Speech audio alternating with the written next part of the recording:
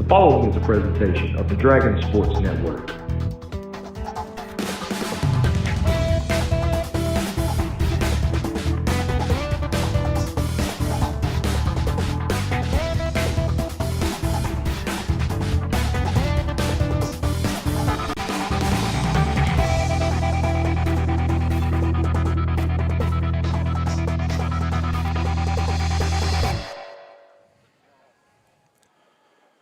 You're looking live at Harding Field in the heart of Monroe County, where tonight the 42 Sports Game of the Week features number 7 Clarendon, 3-0 on the season and preseason favorites in the 6-2A, playing host to the Class 2A defending state champion, the Fordyce Redbugs. I'm Jacob Humphrey for the Dragon Sports Network, and I'm excited to be atop the press box here at Harding Field, and I'm joined alongside Wayne Pumphrey.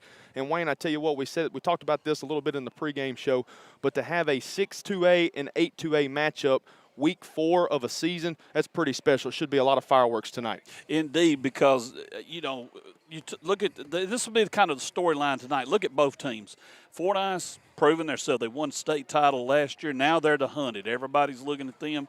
Let's take a shot at them. As we see it so far, they've accepted the role of hunted very well. They have done a great job, and really besides Monticello, nobody's challenged them yet. On the other side, Clarendon, the last several years has been a struggle for them, but now this year things are looking up. They got a top prospect on their team, and there's a reason Allen Russell and company picked this game as the 42 Sports Game of the Week. And real quick, I want to throw out 2 names, Merchants and Planters Bank in Clarendon and Hobbs Wholesale Cars in Fordyce. They're our pregame, halftime, and postgame sponsors for the 42 Sports coverage of this. And I tell you what, they couldn't have picked a better game, Jacob, because both of these teams, despite what happens tonight, you're going to see them in the playoffs, no doubt.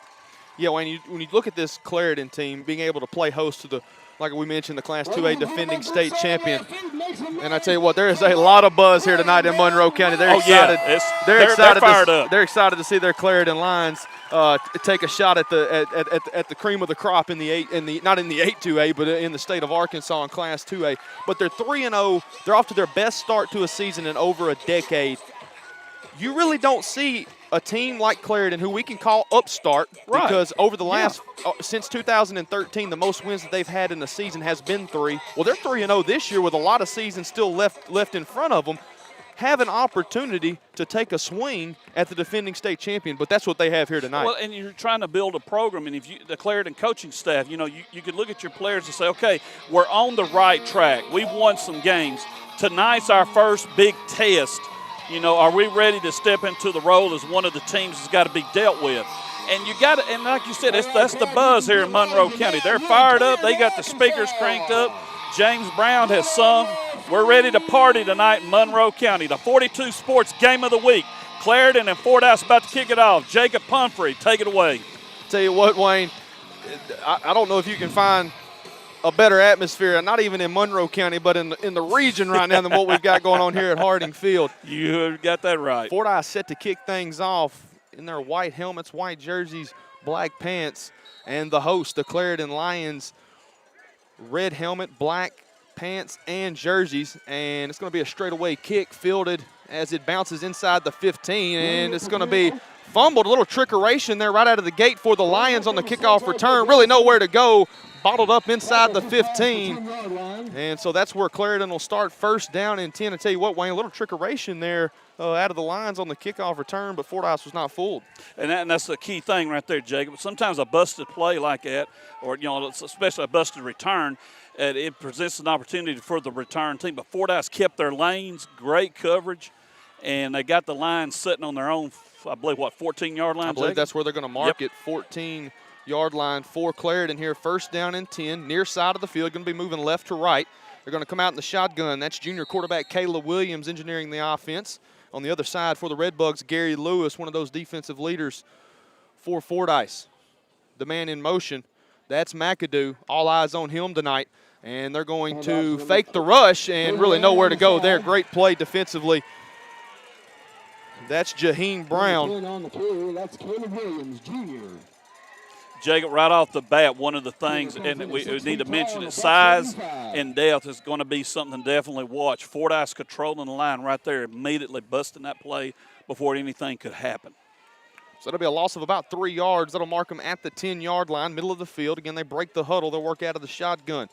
Single back to the left of Williams. Twins to the right. And we've got a flag on the play. I believe that's going to be a false start. Yep. I believe we had an offensive lineman jump early. And that's going to be one of these areas of the game to watch. When we've talked about the skill players on both sides of the ball for both teams. But I think this one, if this one is a close game down the stretch, it's probably going to be decided in the trenches. Indeed, because Jacob Fordyce, solid line. They've shown it last year. They showed it this year, too, already. After the penalty, 2nd down and 18. They're going to throw here. In the end zone, pressured, throws one up, and it is going to be good play there. Brown had an opportunity for an interception, but a good job there by Timothy Hampton, the senior wide receiver. Had to turn into a defensive back just to keep Brown from picking that one off. Indeed, and Jacob, the quarterback for Clarendon, no time at all. Fordyce was through there immediately. Clarendon is going to have to get a little bit of body on body there, just by at least a couple seconds. Clarendon's got the playmakers, but they got to have the chance. That was Musgrove, Colton Musgrove, the senior, showing pressure early. And again, Musgrove is going to chase Williams out of the pocket. Williams to run, and he is going to get back across the original line of scrimmage. Going to keep the clock running, but he's going to be well shy of the first down, as that'll bring up a 4th down, I do believe, for the Lions here on their first drive of the evening.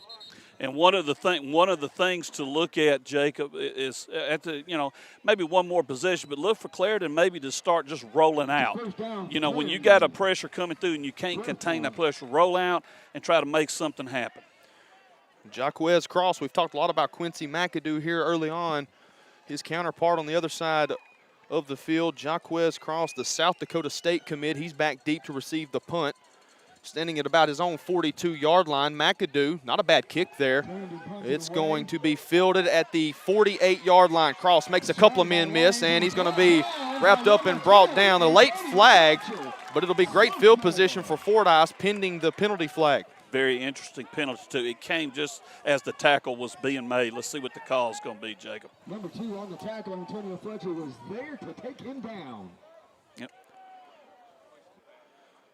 Okay, all right, yeah. Blocking in the back on Fordyce, so that's going to help Clarendon out greatly. Fordyce would have had the football at the inside the Lion 45. I believe they would have marked it at the 44, but instead they're going to go back across the field, and they're going to be at the 46-yard line of Fordyce. Still great field position for the Redbugs. Indeed. Let me say this about Cross real quick. I like what he did. He kind of made his move. Look, he hit the hole he had available. He got 8 positive yards. Of course, the penalty backs him up, but I like the way he made that return.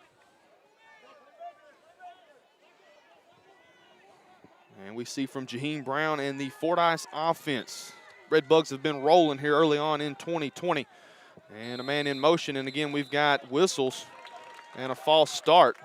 So we've seen that on both sides now. We've seen motion lead to a false start for both teams. And so now the Redbugs behind the chains before they can get their first snap offensively here tonight. Well, a little bit of eagerness by both teams, and no pun intended, but you're trying to work the bugs out right now and get things going. 10:18 to play, first quarter action, still scoreless. The 42 Sports game of the week, and it is a good one. Number 1 Fordyce, number 7 Clarendon. An early top 10 matchup between two of the best 2A conferences in the state. Man in motion, and they're going to give right up the middle. Good defensive line play from the Lions. That's going to be no gain, maybe even a potential loss, depending on where they spot the football. That was Gary Lewis, the senior on the carry, and Wayne, that defensive front for the Lions was not fooled at all. Not at all, Jacob. Great read by every one of them. They responded immediately. There was no hesitation like, oh, wait a minute. No, they got in there immediately making the tackle. That's how you want to definitely start this series off. You're declared a defense. It's a 4-man defensive front for Clarendon. Kind of playing a 1 linebacker set with 2 safeties. They're going to dump it off to Lewis on the flat route out of the backfield. Makes a man miss at the 40. And he's going to be shy of the original the original line of scrimmage. Williams and Grayson on the stop for Clarendon. And so 2 positive plays here for that line defense, Wayne. And, Jacob, they need one more. Nothing would be better for Clarendon than a 3-and-out here and get the ball back and try to get something going. Now, the key thing here, of course, is Fordyce has got the weapons to work with, so you got to really be on your toes, make solid reads. Double twins formation for the Red Bugs. Brown rolls out, being pressured. He's going to tuck it. He's got a lot of running room. He's looking to try to get to the stripe, and he does. He runs out of bounds. And on 3rd down and 13, Wayne, I believe he got 14, and that'll reset the chains for the Red Bugs. Well, he needed 13, like you said, Jacob. He got 14. Great read, great run by the Fordyce quarterback. I mean, no panic there, just play kind of got a little busted. I'm not sure if it was designed like that to start with, of course, but he showed the moves and got the first down. And so a sideline warning, I believe, called against Clarendon. And the Lion faithful letting the officiating staff have it from the stands. They started early tonight, by the way, if you remember. 8:50 to play, first quarter action. 42 Sports Game of the Week, Dragon Sports Network on the scene, and we are glad to be here. Brown to work out of the shotgun. Lewis set to his right. Twins receivers to each side of the formation. They give to Lewis. He'll work over left guard. He'll plunge forward for a couple of yards. We'll give him 4 to bring up a 2nd down and 6 as he crosses the 40 and gets down to around the, what do you say, Wayne, about the 37-yard line. Yeah, they're going to put it, I tell you what, Jacob, make it to 38 and they only need 6. You said, well, they only need 6. With the weapons they got, like I said, Clarendon has got to stay alert, got to stay positive because Fordyce has got a lot to work with. They do.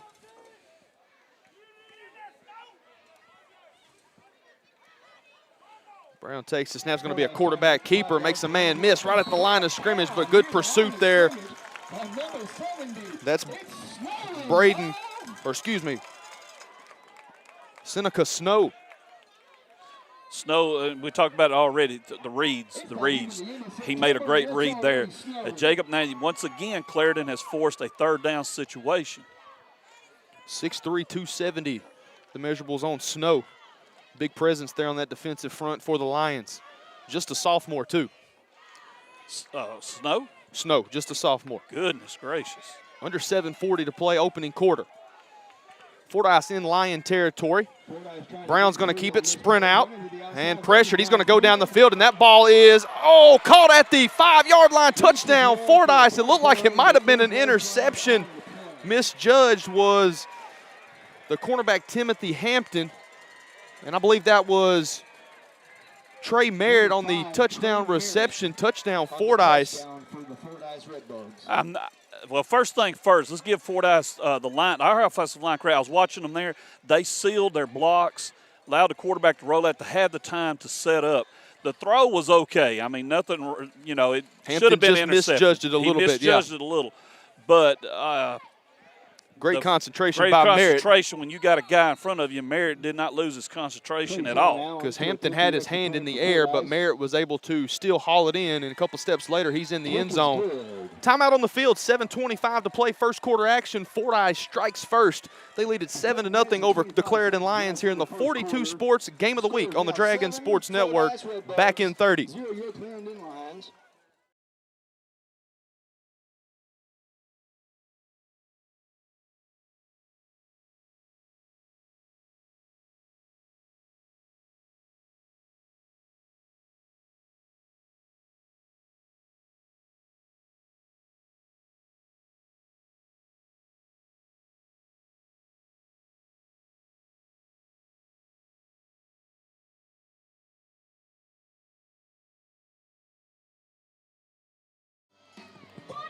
We are in the midst of a heck of a party tonight in Monroe County. 7:25 to play, first quarter action. The Class 2A defending state champion Fordyce Redbugs strike first. It was Jaheim Brown to Trey Merritt, 40 yards and a touchdown. They lead it 7-0. And Wayne, I tell you what, if you're Clarendon, you saw a lot of good defensive plays there early. Just one little mishap there on the coverage allowed Merritt to slip behind the defense, but offensively you're going to want to see them get more consistent. Yes, and we're going to have a re-kick, Jacob. While we do, on Fordyce, if you're a fan of the Red Bugs, you got to like what you saw. When you're defending state champions, you come out, you make your presence known. They didn't get rattled on a 3rd and 13. They got 14 yards to get a first down. They overcome another 3rd down, a short 3rd down, of course. And if you look on the other side of Clarendon, hey, we made some good defensive plays. We made some good reads and stuff. We misjudged the pass. Yeah, it should have been intercepted. But give Fordyce credit. Merritt kept his cool, didn't get misjudged it, pulled it in, got the touchdown.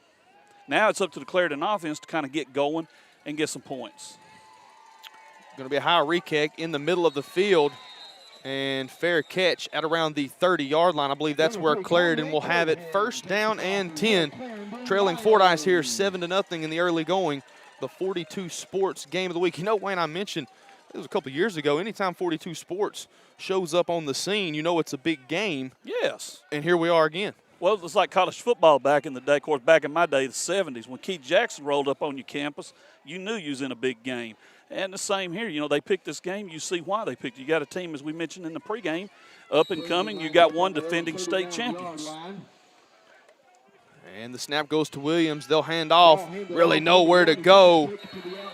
That's Hampton. He's bottled up by several Red Bugs. First one there was Joshua Harrington, the senior. Good things with him in the future. And so again, Clarendon will be working behind the chains here on 2nd down. Ball at the 25-yard line, working the near side of the field. Twins to the right.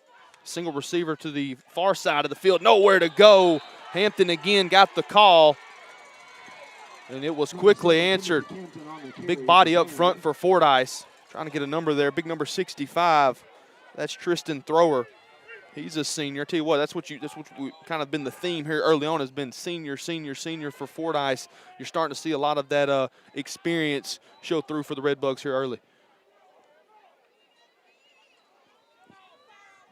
Under 6.5 to play, 1st quarter action. Bring a man in motion, and we've got flags once again. It's going to be a false start on Clarendon. Start on Clarendon. Jacob, you mentioned the seniors, the experience on the Fordyce line. It's going to come down to this, as the old ball coach used to tell us, boys, it's blocking and tackling. You got to buy your quarterback some time there, because Fordyce is ripping through there. They're disrupting the play. Either that or you start rolling out. You know, you're going to have to get away from that pressure. Looking at 3rd down and 19 yards. Lions come out in a trips formation. They're going to throw here and throws it up, and a little miscommunication there between Williams and Hampton. Pass fall incomplete, and that'll bring up 4th down. And if you're Fordyce, Wayne, that's just what you wanted. You score quickly, then you force a quick 3 and out, and now you're about to get the ball back here with. And you put that potent Red Bug offense back on the field, and that's going to be bad news for Clarendon. Jacob, I tell you what, right there, I think he was wanting to cut kind of maybe a slant across the middle, and if the quarterback had just a little bit more time or just held up just a second, he could have hit him. I don't think anybody would have got him. Kick the ball for Clarendon. Low snap, fielded on the bounce. And it'll be a line drive kick. It'll be away from Cross, but he'll pick it up at about the 38-yard line. He'll make a man miss. He'll work back toward his own sideline. Makes another man miss, still on his feet. Spin move around near midfield, and finally brought down. Hard running there from Jaquez Cross. Similar to how you would see a jackrabbit move around. South Dakota State commit had to get that line in there. And that's where Fordyce will have it down and 10 at the midfield stripe. 5:48 to play here in the 1st quarter. All right, I'll give you a 9 on that one. That was good. That was good. And again, let me talk about the return. I like that. This, hey, once you find that little lane, get in there and then try to make something happen instead of, you know, sideline to sideline trying to look or whatever. Positive yards on the return. Excellent field position for the Red Bugs. Bellin and Cross join Smead out in a trips formation to the left. Ball at the middle of the field. Brown takes the snap. He'll sprint out left and looking to throw. I don't know if he has anywhere. Going to have to throw quickly and throws it out of bounds. Good catch there, but well out of bounds was Cross. And so good coverage there by the Lions. The Lions were there to break the focus of their quarterback. Did a fantastic job. And you can hear the Clarendon fans, we got to get pressure on him, and they're correct. You're going to have to also contain him. He's done shown he can get the yards, you're going to have to keep him in the pocket, Jacob, if you're Clarendon. Of course, for Fordyce, you keep doing what you're doing. Yeah, the only thing that's really slowed down Fordyce here early was a penalty, and, credit Clarendon a couple of early defensive plays on Fordyce's first drive, but Redbugs seem to be clicking here early. Cross in motion, hard snap, Cross throws it out, and good read, and trying to bring him down, and finally some help arrives quickly. And the pass was complete out to Merritt, the junior. I tell you what, we don't have the measurables on Merritt, but he's a good-looking player. He is. There's a couple of these Fordyce players you look at, man, you're like, boy, you tell these are solid guys. Jacob, once again, Clarendon has put Fordyce in a third down situation, and it looks like it's going to be about a 3rd and 7 here. Now, the problem has been this Fordyce offense is overcoming every time. Ball at the 44-yard line of Fordyce. The Redbugs faced with a 3rd and 17. Clock ticks under 5 minutes to play here in the opening quarter. Brown to throw. Plenty of time in the pocket. Throws down the middle of the field. He's got a man. Overthrows him. That was Cross. He kind of got behind the secondary. Getting there, arriving a little bit late was Williams. But good coverage there from the Lions, and that's what Clarendon needed, Wayne. They needed to stop, try to get the ball back, and see if they can get their offense rolling. And indeed, they got the job done there. They got the Fordyce offense off the field. But I want to give that Fordyce offensive line credit. Outstanding job.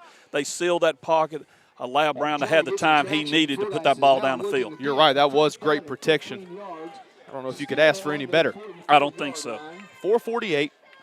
First quarter action. Back deep for the Lions. That's McAdoo. And a good snap. And pretty good punt as well. It'll bounce at the 25, roll inside the 20, and it'll be down at around I believe that'll be the 17-yard line, Wayne. So not a bad job by the Redbugs to flip the field. And we'll see Clarendon once again, their 3rd offensive drive of the game. Wayne, what are they going to have to do here to try to move the football? If they cannot contain that Redbug pressure, they're going to – Jacob, to me, you got to roll out. You're just going to have to take some, little flare routes, something. But if you can give the Clarendon quarterback a little bit of time, he's got the arm, and he's got – I think it was Hampton that broke open a while ago. He's like he was trying to run a slant, and he was coming open. Problem was he was taking it on a go route, and like you said, miscommunication. Two receivers break the huddle to the left. They're going to bring McAdoo back in motion, and it's going to be a handoff on the sprint, and he's going to have some running room. And he's going to be finally wrapped up inside, as he crosses the 25-yard line up to around the 27. Going to be close to a first down, but I believe we're going to have a flag, and it's going to be a hold, and that is not what the Lions needed.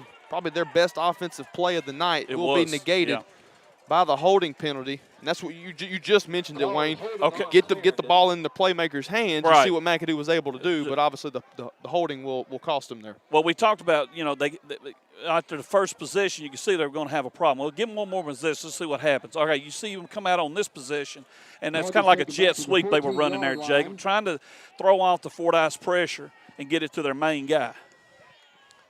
Shotgun back to either side. They fake to McAdoo and nowhere to go. Wrapped up and dropped for a loss.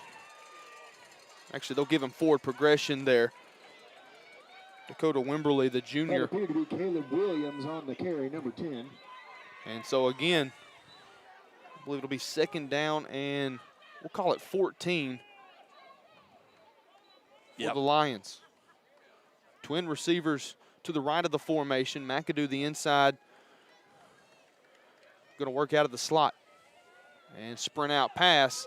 Williams, he's being pressured, going to throw on the run. Pass intended for number 4. Unable to get it to McAdoo. That was his intended receiver. And I tell you what, Wayne, we mentioned it early that this one very well could come down to the play in the trenches, and right now Fordyce is winning it on both sides of the ball. You read my mind because I was fixing to mention Fordyce on offensive line, on their defensive line, they're controlling it. And right now the game is in their hands because Clarendon, other than that little jet sweep and they got penalized, they can't get nothing going. 3rd down and 14 to throw. Williams steps in the pocket, throws over the middle, and it is picked off. Picked off. We've got a flag on the play. It's picked off by Cross. We'll see what the penalty is. It came at about the time that the ball was picked off. I don't know if we could have a pass interference call. This could be the break the Lions need, Wayne. Yeah, that's what I was going to say. That's what they're going to call, Jacob. I will say this, awesome interception by Cross. I mean, that was beautiful. But it's going to be negated. But again, Clarendon, if they can buy some time, they got guys that can get open. But the problem is by the time the quarterback has a chance to line up and, make something happen, Fordyce with their speed, they're covering it up, plus the pressure on him. He's not able to just get set and deliver the throw right. And despite the throw being a little high, it was a strike. Oh, it was. It was a little high, but it was a strike. Yeah. And credit Williams there. He had guys closing in from both sides and right at him, and he stood in the pocket and delivered a strike. And obviously it worked out for him, so it'll reset the chains. It'll be a 1st and 10. The Lions will have the football at their own 30-yard line, middle of the field. Jacob, I was watching let's see how deep a set he's got, because I don't know if they can, but they may want to take him back maybe a step or two more to buy some time. It's about a 5-yard snap, what you normally would see. Right. And they're going to give – actually, Williams is going to keep it and wrapped up from behind, pulling a Fordyce Redbug defender with him. It's going to be a solid gain. In fact, it's going to be around about 8 yards on the carry from Williams. He faked to Hampton. Tell you what, Jacob, I'm going to call out some numbers to say their names for me. 54, 65, and 30. Those three right there. 54, Harrington. What Yeah. was the other one? 30 and 65. 65's Thrower. And 30's Wimberly. Yeah. Them guys are on every play. Yes, sir. They give to, I believe that's Hampton. Man, there they are and again. Hampton nowhere. This time it was Thrower. It's almost a pick your poison up front for Fordyce. Which guy's going to make the play or apply the pressure on this play? And most of the times it's usually in multiples. It's multiple players there. It's like I'm going to get them. No, I'm getting them. Like the 85 Bear defense, what Singletary said, each one of them's hollering, it's my turn to get the quarterback. It's my turn. It's kind of what you're seeing here right now with Fordyce. No, I'm fixing to get them. And they're not playing they're playing discipline. And I like that. They're kind of forming like a pocket going in there, and it's cutting Williams' options down immensely. Manageable 3rd down here for the Lions. They keep it in tight, but they're going to throw. The stop and go and incomplete. Cross knocks it down. I don't know if a little miscommunication there. If Williams could have gotten, Williams could have gotten a pump fake. McAdoo was away from Cross. He was wide open. Might have been some fireworks there, but a pass falls incomplete, and that's going to force the Lions to punt here with 2:13 to play in the first quarter. Fordyce 7, Clarendon 0, and we're going to see the Redbug offense again here following this punt from McAdoo. Quincy McAdoo set the kick for Clarendon. Good snap. McAdoo plenty of time. It's going to be a line drive kick. Cross will let it bounce at the 27. He'll field it at the 24. Makes a couple of men miss. Going to be a really good return there for Cross. He's going to have his offense set up just shy of the 50-yard line. 2:01 to play in the first quarter. And Wayne, again, here's Clarendon sending their defense back out on the field, needing a stop to try to keep themselves, in this one here early. You don't want to see Fordyce start stacking touchdowns. We played about, almost 10 minutes here, Jacob. This game has been played for the most part on the Clarendon side of the field. So, you got to give their defense credit. They have done a good job of just, if they don't misread a pass, it's 0-0. Instead, it's 7-zip, so give them credit. Fordyce, once again, with big opportunity. They'll change it up here. They'll put Brown under center. And they'll give to Lewis. He'll plow forward. And a good job there, again, by that Clarendon defensive front. Jacob, noticed, like you said, he went under center that time. Something to consider. Maybe we'll watch this a little bit more. They may be just trying to do a little something different, but then again, Fordyce may be looking, going, you know what, it's time to just pound them a little bit. Let's start wearing them down. Cohen, Guzman, 2 guys in on the stop for Clarendon, both sophomores. I tell you what, when we talk about the trench play where there's a lot of experience for Fordyce, a lot of young guys on both of the trenches for the Lions. Yes, and that you got to watch that experience to see it's going to start taking even more control than what it already has. Brown scans the defense, gets under center, and they're going to give out of the I formation. That's Bellin. maybe a couple of yards on the game. What we're looking at, Jake, about a 3rd and 7 here. About a 3rd and 7. For the Red Bugs. Minimal gain there. And cross-checking back in. As is Taylor Poole, the sophomore wide receiver. I tell you what, South Dakota State, for those who don't know, they're one of the top programs in FCS. FCS. They are. And he said he has committed to them. I believe so. They're getting a good one. There's no doubt about that. 3rd down and 7. Come on, keep it up. Big play here early. They're going to give to Cross. He's going to work right side. Shot out of a cannon. Spins through a man. He gets inside the 35, down to around the 30. He's got a 1st down, and that's, I tell you what, Wayne, we've seen it several times tonight. Clarendon able to put Fordyce in a 3rd down. I don't want to say long, but a 3rd and 7. Fordyce finds a way to just keep the chains moving. Well, probably the best way to say it, the Lions put them in a position where they want them. And, okay, we got an opportunity to get our defense off the field, get back on offense. And I think one time quarterback Brown on 3rd and 13 picks up 14, and you see Cross there. The big run there, The big run there. Most likely going to be the last play of the 1st quarter. Fordyce driving from the Clarendon 30. They give to Lewis. He'll work over right tackle. He rumbles down inside the 25. Pick up a gain of about 6 yards, and that'll do it. 1 quarter in the books. 7-0's our score. Fordyce on top of Clarendon in the 42 Sports Game of the Week. We're back in 60 seconds on the Dragon Sports Network. First quarter is over.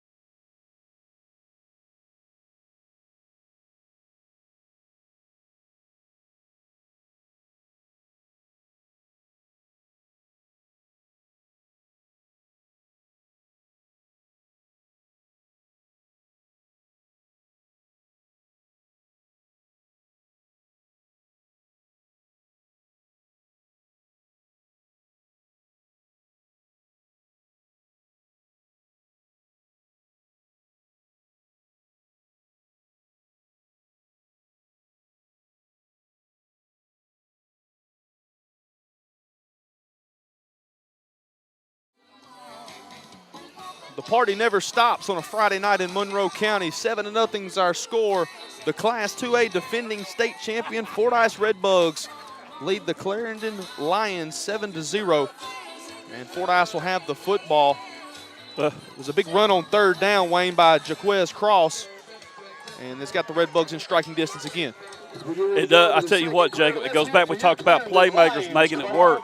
One of the things we talked about right there during that little break, they got to get the ball to Magadoo more as far as Clarendon's concerned. On the other side, you see what Fordyce is doing. When it's time we need the yards, they go to the man, that man being Cross. And so they'll switch sides of the field. Fordyce now moving left to right. The first Double-A opponent that the Redbugs have faced this year. Wins over Class 4A Monticello and a pair of victories over Class 3A Rising and Class 3A Camden Harmony Grove. They lead by 7 here over Clarendon, and they're driving for more. Brown under center. And they're going to give to Lewis, and he's wrapped up at the line of scrimmage. First man there for the Lions. That was Caden Reynolds, junior defensive lineman. He wrapped up Lewis around the leg and held on until some teammates could get there and finish the job. Jacob, once again, we're looking at a 3rd down, and we keep kind of harping on that, but it's important based on Clarendon's depth. They got to get off the field here with their defense, get the offense going. Yeah, there's about 23, 25 players in white jerseys on the far side of the field, and there's only about 8 in black jerseys, so reserves may be an issue. 3rd down and 3. They get in the I formation. They give to Cross. And right after first contact, he picks up about 6 more yards. It'll be a 1st down to reset the chains. Number 3 and number 7. And there was a man there, Wayne, but I tell you what, it just went to the more powerful player. Cross lowered his shoulder, picked up the 1st down, keep the drive moving. Well, one of the themes we talked about in the pregame, you got a team that's established, a program that's established. They won state last year. You got a team that's up and coming. They got excitement here in Monroe County. They've won their first 3, but right now you're seeing the difference between established and the term you used earlier, upstart. Brown again under center, going to get in the I formation. It's going to be a pitch out to the left. That's cross. Makes a man miss. Nifty move.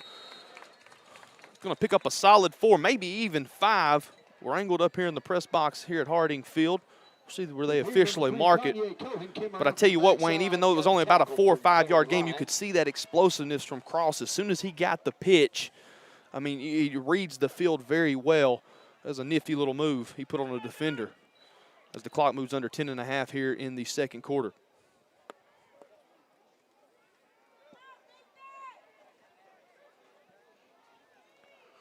Again, Brown under center, I formation, actually an offset I, and they're going to give to Lewis, and he's going to be going to have his legs cut out from under him as he moves inside the 5 yard line.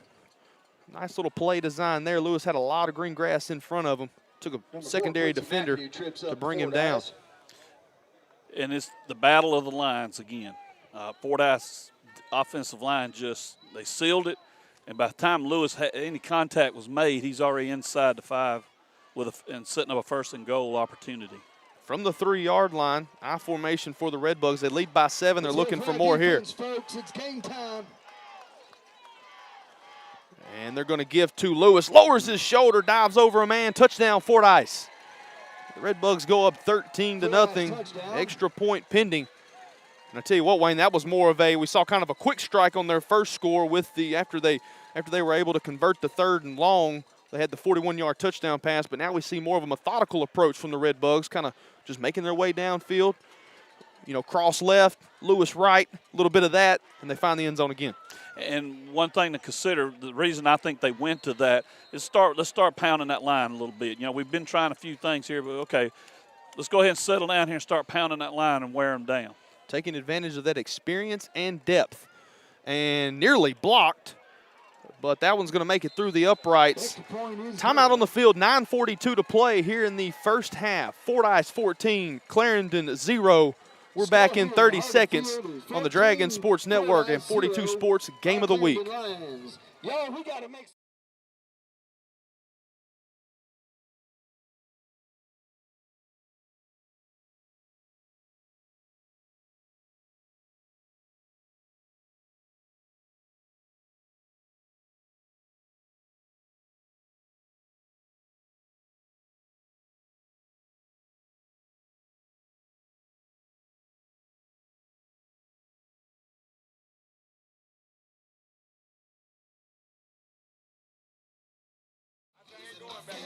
.9:42 to play, first half action. The 42 Sports Game of the Week. They're on the scene here in Monroe County, and we are the Dragon Sports Network. We're glad to join them. It's been a little bit of a crazy Friday venturing around the central part of the natural state, but we find ourselves here in Clarendon, Arkansas. Number 7 Lions and the number 1 Redbugs. And McAdoo fields it at around his 25-yard line, and he's going to move up the field. Good little return there from Quincy McAdoo. Got to be careful, though, Wayne, holding it like a loaf of Texas Giant. You've got to bring that in tight. Yeah, got to bring it in tight. But the thought up here atop the press box is, let's try to get it to McAdoo as much as possible. Yeah, that's what we was talking about. We was talking with Alan Russell at the break, the last break. And, it's going to come down to this. Put the ball in your main playmaker's hands, and let's see what happens. Because I'm going to tell you now, Jacob, the Lions desperately need to score here. They can't afford to get 3 down to the Redbugs, 3 possessions down to them. Williams in the shotgun. Hampton set to his left. And it's going to be a direct snap quarterback run. And I'll tell you what, Wayne, that you see Fordyce being able to close on that defensive front. It looked like he was going to have a hole there just to kind of shoot through, get to that next level, and it closed quickly. Very quickly. Again, it goes back to, we talked about how well the Lions were making reads early on. Redbugs, a disciplined team with experience. You don't see them stepping out of their lanes too much. Close quicker than a drink cooler at the Hardy Mart on a Saturday night in the border town. Indeed. 9:05 to play, first half action. They're going to give to Hampton. He makes a couple of men miss. Going to be a good gain here for Hampton, still on his feet. And now there's going to be a flag thrown late. Some players exchanging some pleasantries, so to speak. Getting each other's addresses so they can send them Christmas cards, I'm sure. I imagine that's what it was. Going to be an interesting call here. It might be leading with the with the helmet. That's what I'm wondering. Personal foul on the defense, so that's going to tack it on. So I tell you what, that was a hard run there from Hampton. He took the blow, and he's going to be rewarded not only with a good run, but they're going to tack on 15 more here on the personal foul, and this is going to be the best setup of the night so far for the Lion offense. I got a Clean Team Pro update scoreboard, guys. Go for it. Bryant gets Sportsman Northside 21-0. Bryant, Cabot, and Catholic. Cabot's 14-7. We're all sitting pretty good on that Cabot game. I believe we all picked the Panthers in that one. 8:57 to play. 14-0 is our score. Clarendon down by 2 scores, but they are driving. Football at the 25-yard line. They break the huddle. Going to go empty set here, and they're going to have a false start. Once again, right when they get something going, false start's going to back them up. That was Cohen jumped early. Real quick, let's jump in on that Clean Team scoreboard. Denton, let me throw this one at you. Smack over 8 at the end of the first quarter. Lake Village 0. After the penalty, Williams to work out of an empty set. And they're going to give to McAdoo. Gets a good block out there on the outside. Good pursuit there from the linebackers of Fordyce. That was Ross Smead coming in to make the stop. Good block out there by Julian Velez, the junior, listed as a tight end. I got another score. Camden Fairview is losing to Lakeside, Hot Springs Lakeside 6-0. Be a second down, and what do you say, Wayne? About 12 for the Lions. Ball spotted around their 27-yard line. Again, McAdoo, they're going to fake to him, and now Williams is going to roll out, throws, and it was nearly intercepted. I tell you what, did he throw that with his other hand? I think so. He threw it with his other, Patrick Mahomes-esque, but unable to come up with anything. He was trying to hit Velez, and it falls incomplete, nearly intercepted. He had Velez, but give Fordyce credit. Great pursuit, trying to make some plays there on defense, and almost pulled an interception. They used McAdoo as a decoy. I think in this one you got to get the ball in his hands more than you have been so far. They'll break the huddle, twin set to the left, 3rd down and 12. Williams to throw. He's going to go for it all here up the left side. McAdoo, touchdown! Touchdown, Clarendon! Cross, good night, Marie. That's a matchup, Cross and McAdoo wins it. I think he's going to let him know about it too. That was blanket coverage. Great play by McAdoo. Williams lofted it up. He did. Let me say this. Cross had him covered.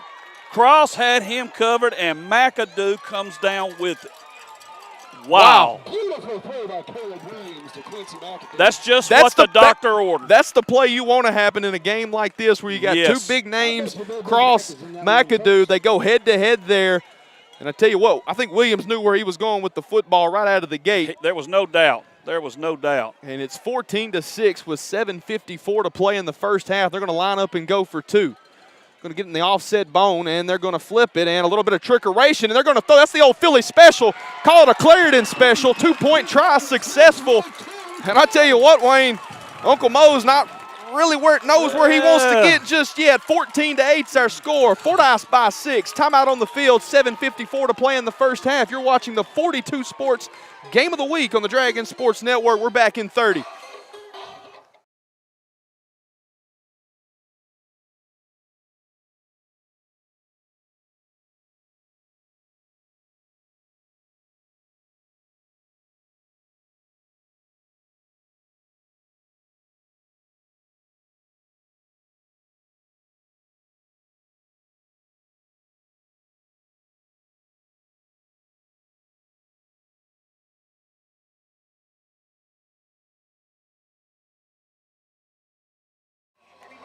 I tell you what, folks, Monroe County got a little quiet, but right now the party has started back up.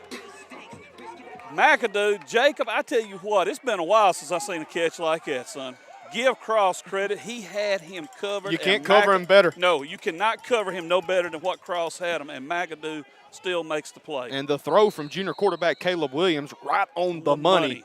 And it's a 6-point. They're going to go the onside kick, and we're going to have a flag thrown. Going to be a false start. So that's going to back the Lions up. I tell you what, that, you know, I mean. I'm not. Well, I mean, I get it's trying to seize momentum, I guess, be the best way. But me, I think I'd have tried to squib it down the field or something, because they're trying to keep it away from cross. There's no doubt.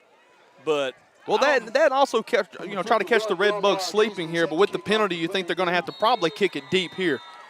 Your best bet, cross, and kick it away from cross. And they're going to go onside kick on the other side, and that is going to be taken to the house. 15, 10, 5, touchdown. That is not what you needed to happen. Trayshawn Allen, the senior, takes it to the house on the onside kick. He fielded it in the air, had one man to beat him, and it was pay dirt. Oh, yeah. There was nothing but pay dirt in front of him. And, again, you know, why are you I don't know. I'm up here. The coach is down there. That's the way it should be. But goodness gracious, you just handed Fordyce 6 points. And you just cut the lead to 6. You've got the momentum. Kick it deep. Let your defense go back to work. But now it's a 12-point game. Extra point pending here. And the man to be able to kick it will be Allen. He just scored on the onside kick return for a touchdown. You don't see that often in high school football. Heck, you don't see it often in football, period. That's going to be a high kick. I don't know if he got it in. He didn't. No, it did not. So it's going to remain a 12-point game. Timeout on the field. 7:54 to play first half action. This is the 42 Sports Game of the Week on the Dragon Sports Network. We're back in 30.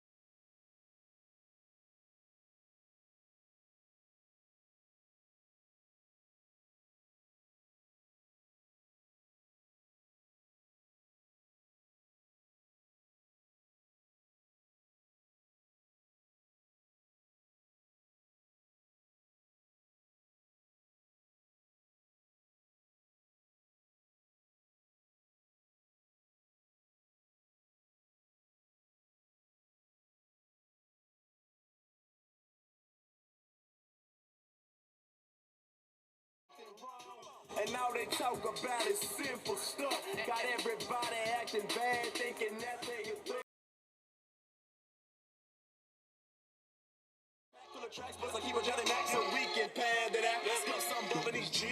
All right, 5:37 to go till the half. The Lions are on the move. Redbugs calling a timeout. Jacob, I think kind of go over things with that defense just a little bit. Lions trying to get that momentum back to them, and it's time for Mr. McAdoo to make a play. Yeah, good hard count there from Williams. Caused Fordyce to jump off sides. That reset the chains for the Lions. They've got it 1st and 10. Fumbled the snap, and it's going to be picked up by Fordyce. Picked up by Fordyce, and that is Brown. And what you didn't want to do was just what happened. Put the football on the ground. Mishandled the snap, and that'll give Fordyce the football with a 12-point lead with 5:34 to play here in the first half. And Brown, Jacob, I mean, the second that ball hit the ground, he was in there quickly. He zeroed in on it.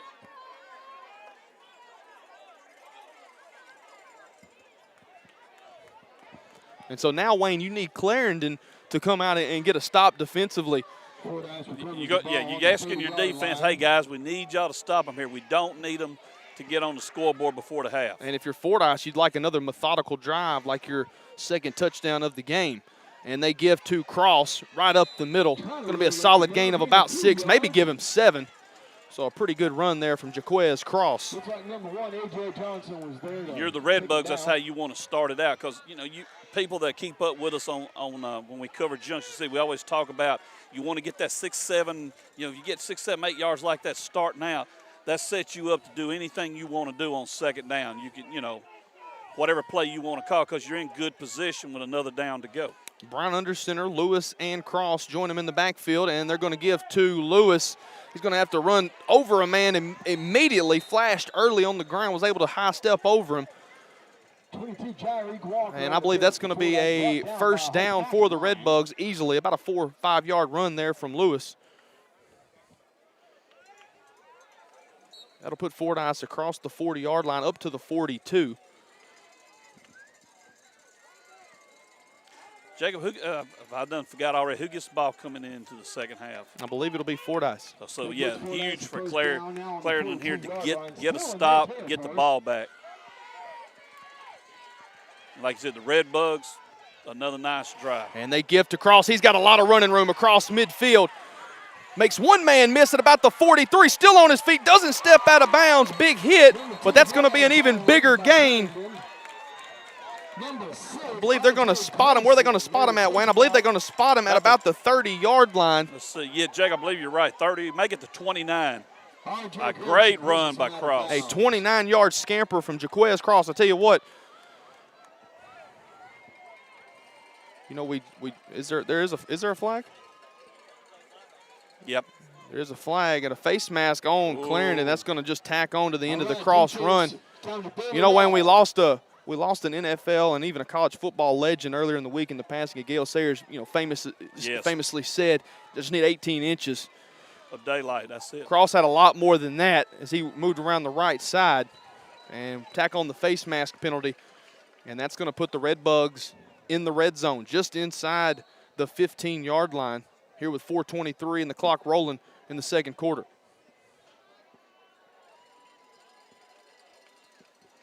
They're going to give to Lewis. Makes a man miss at about the 14-yard line, trucks another man inside the 10. And I tell you what, Lewis running hard. And a timeout on the field, going to be an official timeout. We're going to step aside for 30 seconds. We're back with more of the 42 Sports Game of the Week here on the Dragon Sports Network.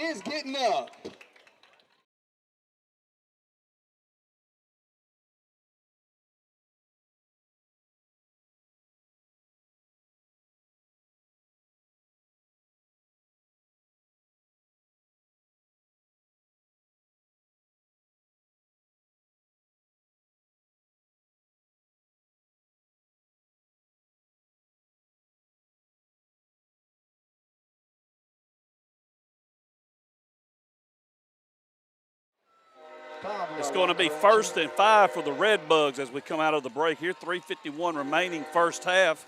This is Lewis, and Lewis straight into the end zone. Jacob, they did what you said they needed to do. Just a methodical drive, one big play by a cross, and now the Red Bugs up by 18. Yeah, it's a 26-8 ball game. And I tell you what, you see just that is what championship teams do. Clarendon had some momentum, was moving down the field, was trying once again to make it a one-score game. You see Fordyce answer with the return on the onside kick for a touchdown. Clarendon comes back. They're driving, trying to cut it back to a possession. They put it on the ground, and then Fordyce finds the end zone again. It's a 26-8 ball game, extra point coming.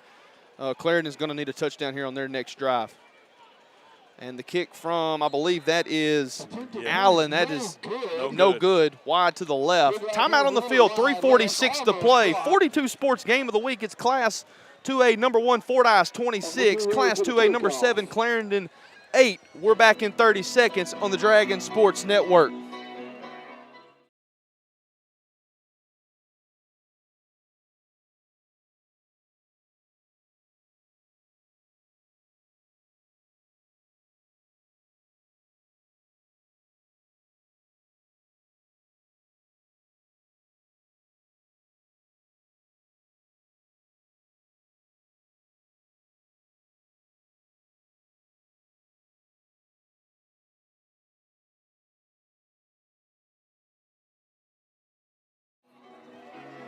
.346 remaining in the first half. Fordyce taking control 26-8 on the 42 Sports Game of the Week. And folks, we're going to go ahead and tell you, as we mentioned before, we're on top of the press box up here at Clarendon, and it is tight. So if you see we kind of lose a picture here.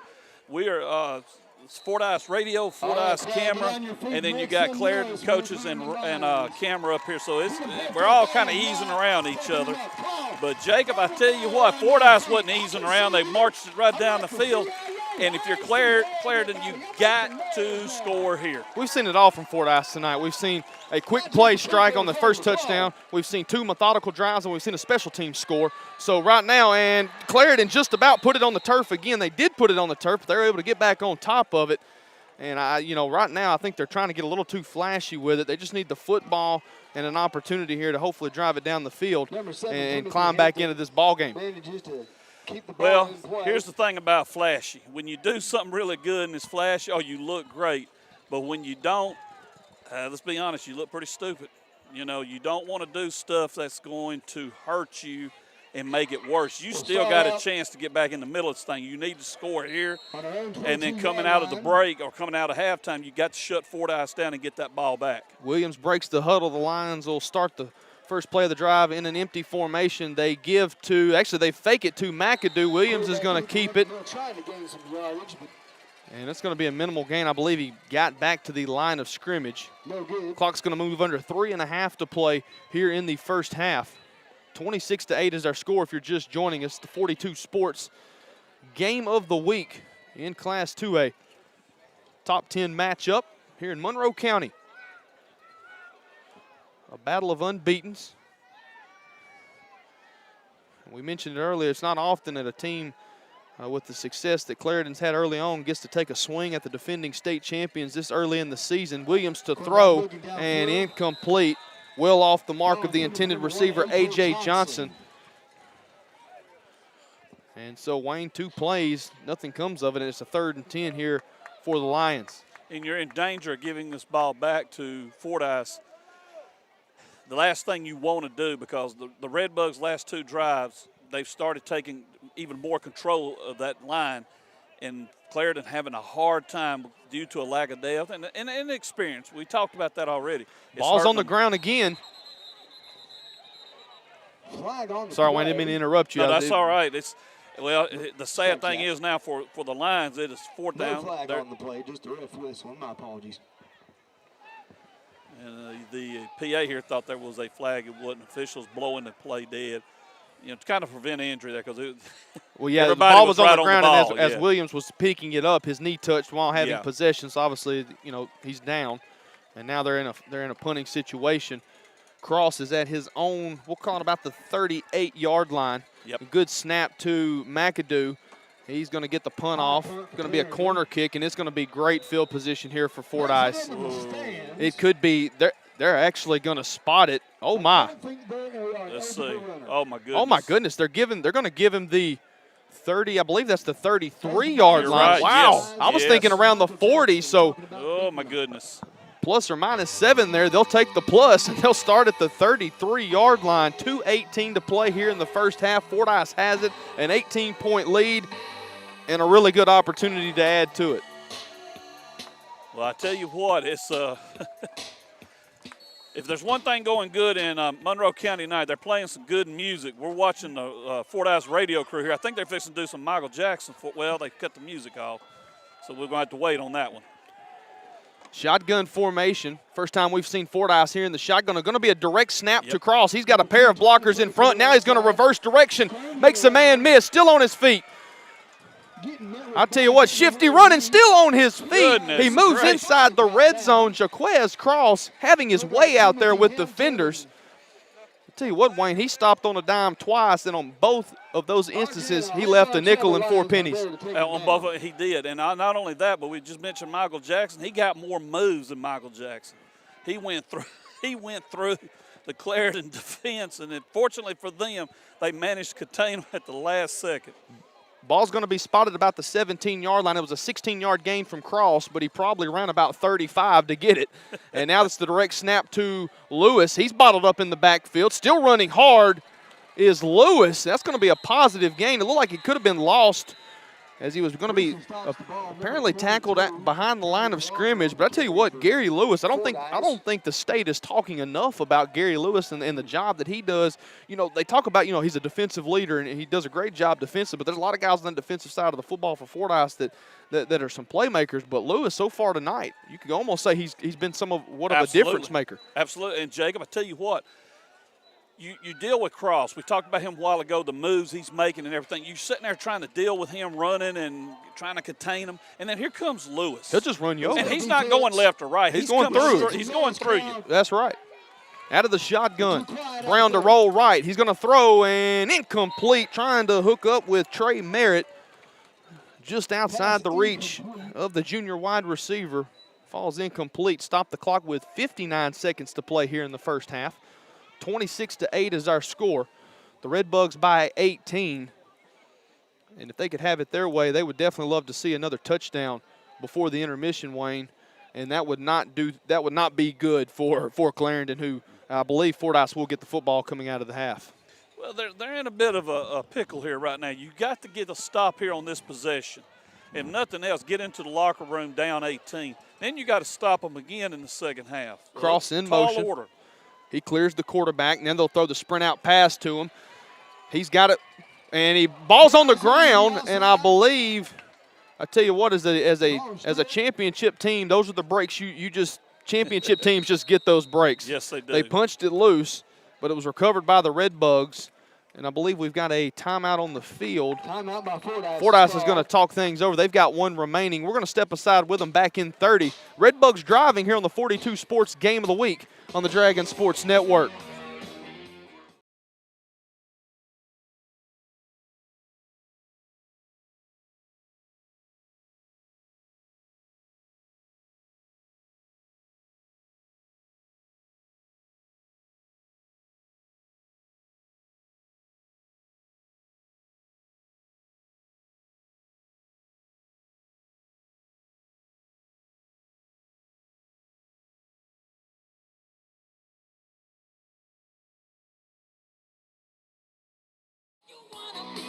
46 seconds till the half, Jacob.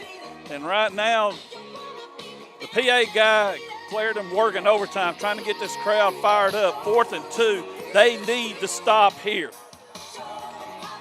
Yeah, they do, Wayne. They need I mean, you hate to ever look at one play and say, well, this could decide the game. But I mean, if Fordyce can convert here and keep the drive going and eventually punch it in before the intermission, that's going to be big for the Redbugs going into the half. You don't want to say it's over, but that'd almost be a deficit too much to come ahead. They're going to give to Lewis. Nice move there. He's going to pick up the first down easily, and I believe They're going to stop the chains momentarily. Fordyce telling Brown he's going to need to get his men to the line of scrimmage. Clock moves under 40. Still have some time here. They've got one timeout to work with. And I believe now we're going to have a timeout from the Clarendon coaching staff. Yes. And Wayne, we'll go ahead and we'll just keep it here. All right. 32 seconds to play. If you're the Lions in the huddle right now, I mean, you've got to find a way to keep Fordyce out of the end zone. You said a while ago, it's a big task, but it's a tall order they're going to have to overcome, because if Fordyce goes in here and scores, they get the ball to start the second half. And your offense, you've had a few consistent drives, maybe two. One of them a big play at the end. They got them on the board to start with. But your offense, other than that, has not shown anything. You're right. It's an 18-point deficit. Definitely want to try to keep the Red Bugs out of the end zone here. Got a couple of scores here. Bryant over Fort Smith's north side, 35-0. Cabot over Little Rock Catholic, 17-7. Greenwoods over Bentonville West, 28-7. Camden Fairview is up now on Hot Springs Lakeside, 7-6. Oh, You definitely kind of expect that out of the state's lone top 25 team in the nation in Bryant. yes. Hornets are rolling once again. As is Fordyce. Cross the lone receiver here. 32 seconds, first and goal from the 4. They give to Lewis, and he's hit hard as he slipped down. That was McAdoo applying the hit. And so they're trying to stop the clock, I believe. They're probably going to put about 25 or 26 seconds as Fordyce calls their final timeout. It needs to go back. We're going to step aside with them. We're back in 30 on the Dragon Sports Network.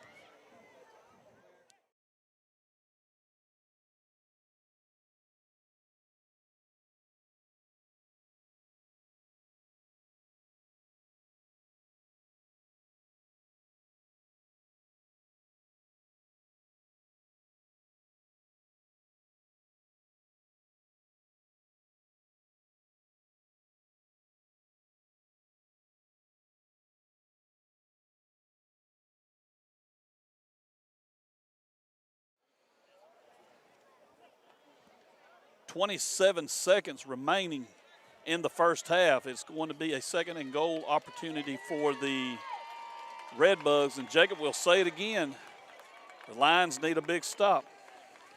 Yeah, they do. Fordyce out of timeouts. At least I thought they were. They still have one on the board. I think they're out of timeouts, but Brown tries the quarterback keeper, and he's in. Touchdown Fordyce. Didn't need much, got just enough. And the Red Bugs cross the goal line once again here in the first half. That'll make it 32-8. It is a 3-possession ball game, and that's getting all 3 two-point tries. And an extra point here would actually make it a 4-possession contest. And we said it a while ago, going to say it again. It's not what you want if you're a Lions fan, but the Red Bugs are showing why they are the defending state champions. And we talked about, this year they're in the role of the hunted. It has not affected them at all. Trayshawn Allen in to try the extra point, and it is, I believe it is blocked. It is blocked, so it's going to actually keep it a 3-possession game. That might have been a big special teams play here, depending on how this one goes late. Timeout on the field, 24 seconds to play in the first half. 32-8 is our score. And Wayne, what do you do here? Do you try to take a knee if you get the football back, take it into the half, or do you try to take a shot? I mean, you're going to be on defense here coming out of the break. The Lions are. I mean, you try a spark here. You had the big play to McAdoo. You've got 2 timeouts to work with, 24 seconds. Well, if it's me, the logical thing to do is take a knee, go in the locker room, let's regroup. But the way this is going, at least try a play. If it don't work, then take a knee, go in the locker room and say, okay, guys, we got to come up with something. Fordyce is going to get the ball to start the second half. They're already up 3 scores, and you already got a monumental task to face. At least try one play. If it don't work, just take a knee and then get in the locker room.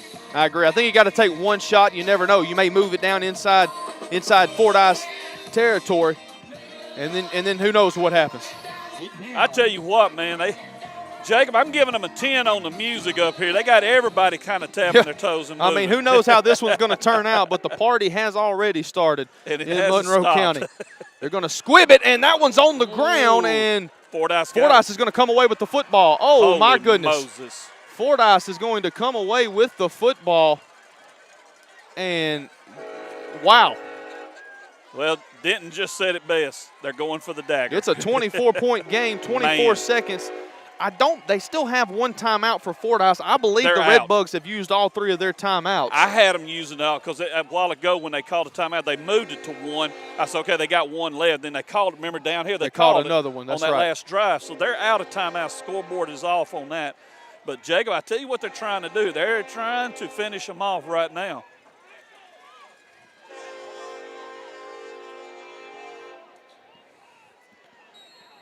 And so now Fordyce, they've been under center a lot here lately with some of their offensive drives, but with 24 seconds left, no timeouts to work with, and really good field position. They're going to go to the air. Brown to throw, plenty of time, being pressured, and he's going to throw it out.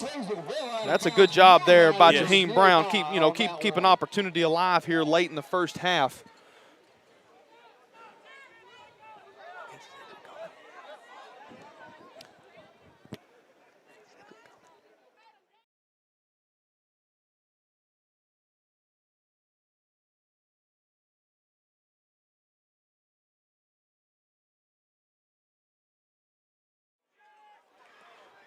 After the incompletion, 2nd down and 10 from midfield, 18 seconds to play. Fordyce looking for a last-ditch score here before the intermission. Cross in motion. They flip to him, and nowhere to go. That was a good read there. Very good read. By R.J. Grayson, the senior, and I believe that's just probably going to do it. I don't know if Fordyce, no timeout, so they'd have to hurry to get back to the line of scrimmage.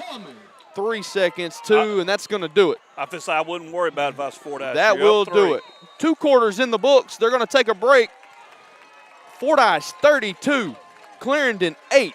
It's the 42 Sports Game of the Week.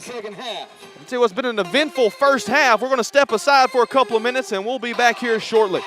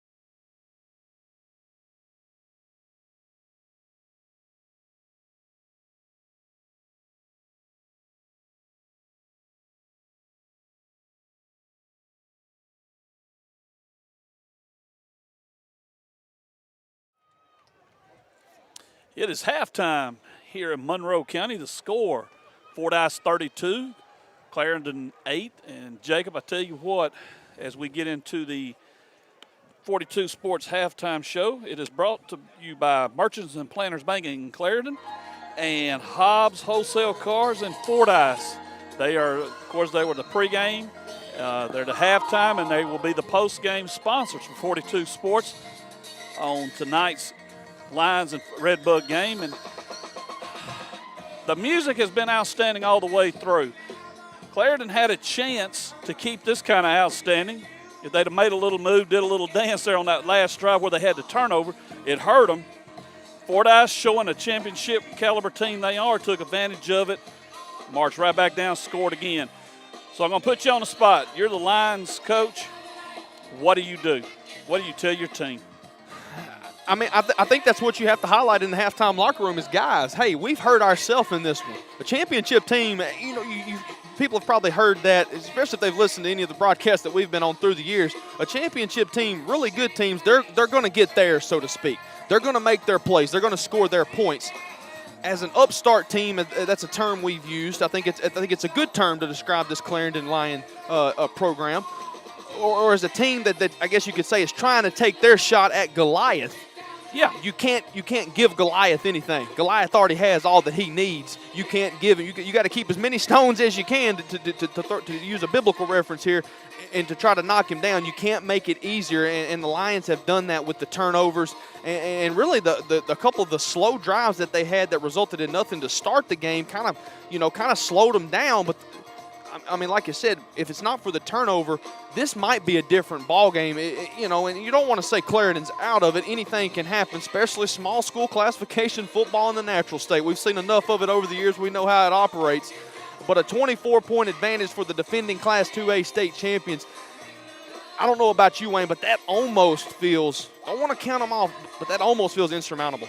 It does, especially when you look at how the Lions offense is operated. For the most part, two really good drives.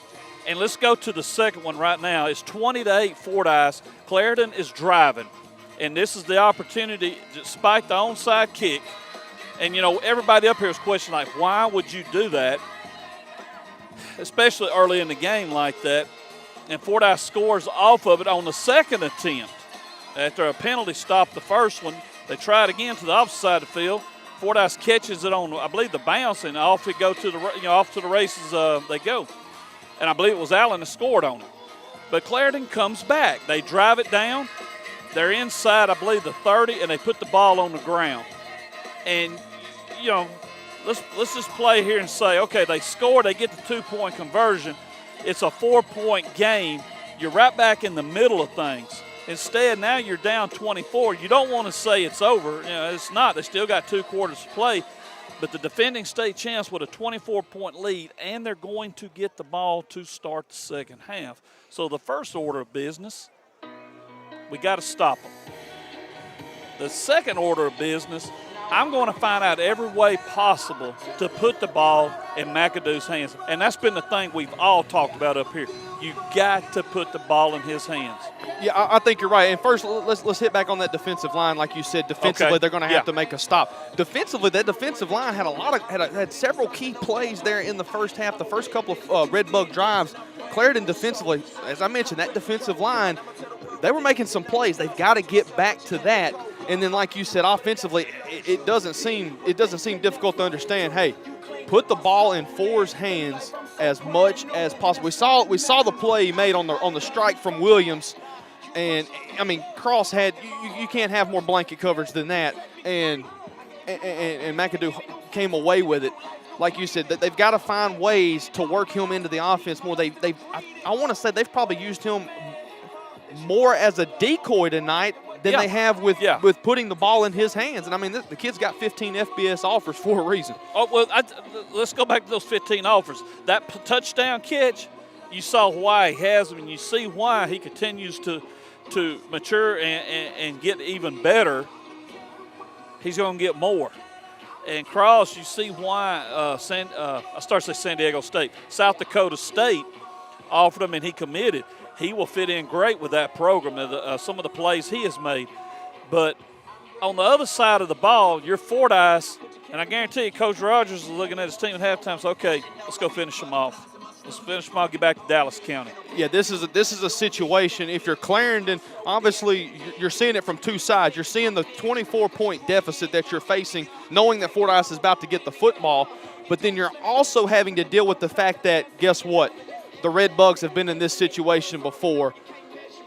They see the writing on the wall, a couple of big plays, a couple of defensive stops, and this one becomes a cruiser. Yeah, and the sad thing about it is this. Right now, we could be looking at a 4-point game at halftime, going, "Wow, man! Clarendon is right back in the middle of this thing."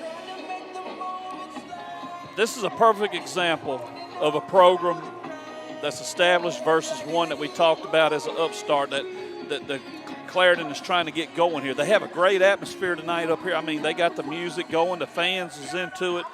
And when McAdoo made that touchdown reception, I mean, Monroe County was in full party mode. Erupted. And then the first question mark comes up. Why are you onside kicking? I know you want to get the momentum, but you already got it. Well, we really want to come after them. You got to remember, that's Goliath over there. Yeah, you can't waste any stones. You can't waste any stones, and they did, and they had to pay for it. And that really, Jacob, you take off the 8 points, and it's a 2-possession game.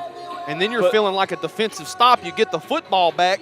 You score. And there you are. And then you can point at you guys and go, okay, we're one possession out of it. Now you got to duplicate that, basically. Yeah, you got to do it twice. You got to do some work. And I don't know if the Lions, with a young team like they got, can do that. That's going to be the question coming into the second half. And I tell you what, I know we'll probably hit on it a lot during the post-game show. And of course, we're definitely not saying that Clarendon's out of it. It's just – we've seen a lot of football, and you know how things can be sometimes. But, I mean, you never know. A play, play goes right their way a couple of times. And, like you said, they could very well be back in this game. But regardless of the outcome tonight, if Clarendon wants to build this program the way they feel like they're heading to, this may very well be a game, win or lose, that they look back on and say, you know what? Really glad we had that one because it's helped us get to where we want to be. A measuring stick. That's exactly right. A building block. A building block. You walk in there, okay, let's just play devil's advocate a minute. If you don't pull this out, you walk back in that locker room and you go, okay, guys, that's where we need to be. We're capable of doing it. I'm going to tell you something. The Lions have the talent. You're not just McAdoo. I mean, he's elite talent. I mean, you can tell. But they got 3 or 4. They've got good size, yeah. And they got some size, but they got 3 or 4 more guys I'm looking at going, with some more development, these guys are going to be good. Exactly. There's no doubt. You can see why they were favored to win the 6AA, and very well may make some noise in the playoffs. And the 6-2A, if folks are unsure, that's the Des Arc Carlisle Conference that I'm sure a lot of those around Class 2A football are familiar with. Those two teams have had a stronghold, have had a grip on this conference for years. And then you look out, and, I mean, you've got the Lions, obviously not a conference game, but they're chasing their first outright league title since '84. What were you doing in '84? In '84, I was listening to what was called an album, and little Prince, and this guy right here we're listening to. And I noticed the people going, I thought it was just Allman Brothers and Skinner. And I get around. I cover all genres. I'll tell you that right now. And folks, well, let me throw that. Not the classical. I don't do that, but the rest of it I do. And folks, if you know our main man Wayne Pumphrey, him getting the word genre out is big business right there. Well, let me tell you, proud of you for that one, buddy. Those that are not familiar with us, some of them go like, "Who's this broadcast crew?" We're the Dragon Sports Network. And Fordyce fans are really fixing to cut it because they know who we are. Yeah. We're out of Junction City. But let me tell you now, we're not afraid to use big words. Whether we know what they mean or not does not matter. Right. We're going to use them. We're going to throw them out there. It's not necessarily our job to know the right context. It's just our job to get the big words out. Well, let's throw this guy in the mix right now and see if he's got something to say. What you got for us there, ex-Wildcat? CleanTeamPros.com scoreboard. I'm going to give you the ones that are over everybody right now. So all right. We'll try to run through the 3A and 2A. Briarcrest, a Tennessee team over Harding Academy. Clarksville, Valonia. Mark Tree over McCroy. Dirks over Magna Cove. Mountainburg over Westside. Hampton over Lafayette County. Gurdon over Foreman. Mountain View over Cutter Morning Star. Carlisle over Strong. Bigelow over Magazine. Boonville over Two Rivers. Piggott over Manolia. Perryville over Danville. Paris over Mayflower. Osceola over Corning. Newport over Melbourne. Glen Rose over Jesseville. Charleston over Greenland. Rising over Barton. Atkins over Baptist Prep. We're going to the 4A. We got Stuttgart winning a good one. Monticello over Star City. Pocahontas over Rivercrest. Malvern's over Bauxite. Let's see here. Pulaski Academy's over Watson Chapel. Texarkana is winning the one right now over Fort Smith Southside of 7-18, 7-6. Well, go ahead. That's probably a pretty good one. Camden Fairview is still over Hot Springs Lakeside 7-6. Cabot over Little Rock Catholic 17-7, and Bryant's over Fort Smith Northside 42-0. Hey, can you get the score on that Harding Academy game? I was just curious. Because that's the team, Tennessee team, right? They're playing. Yeah, Briarcrest. Yeah, you want the score of it? Yeah, the score of what you got on it for the score. Let me see here. 42-20, and it just changed. It was 35. 42-28. Okay. The Tennessee team. Harding Academy holding their own. Briarcrest, one of the better private schools in the state of Tennessee. Guess what quarter it is? It's already 42-28. I'm gonna say it's not even halftime. You are correct. Yep. Second quarter. They come out and both of them went to score. That's it. Defense optional in that one. Yeah. Y'all want to play defense, you can. I just want everybody to know that real football starts tomorrow. Real football starts tomorrow, football according starts to the tomorrow. ex-Wildcat. We're going to let him go ahead and explain why he said that, but we already know the answer. SEC, baby. And who's your team in the SEC? Razorbacks. Razorbacks? Got to go home with home team. I thought you were an Alabama fan. Oh, Lord. I know a guy named Greg Robertson that all I've seen him post on Facebook is one Georgia Bulldog meme after another. If they don't hurry up and get here, I think he's going to have a heart attack. I raised 2 Tiger fans, though. I can tell you that. So Yeah. Oh man. I don't know how. That's sad. You know. I did. I guess we'll go ahead and just hold it against you anyway. What do you think, Jacob? Oh yeah, we'll definitely hold that against them. I wear one purple and gold, and that is that of those in the border town. Nothing about that Baton Rouge purple and gold. I am with you on that. I don't do that purple and gold out of Baton Rouge. I'll give them their proms. That's as far as I'll go with them. Just about 60 seconds until kickoff here of the second half. The 42 Sports Game of the Week. Class 2A number 1 Fordyce. Class 2A number 7 Clarendon. We're back in 60 on the Dragon Sports Network.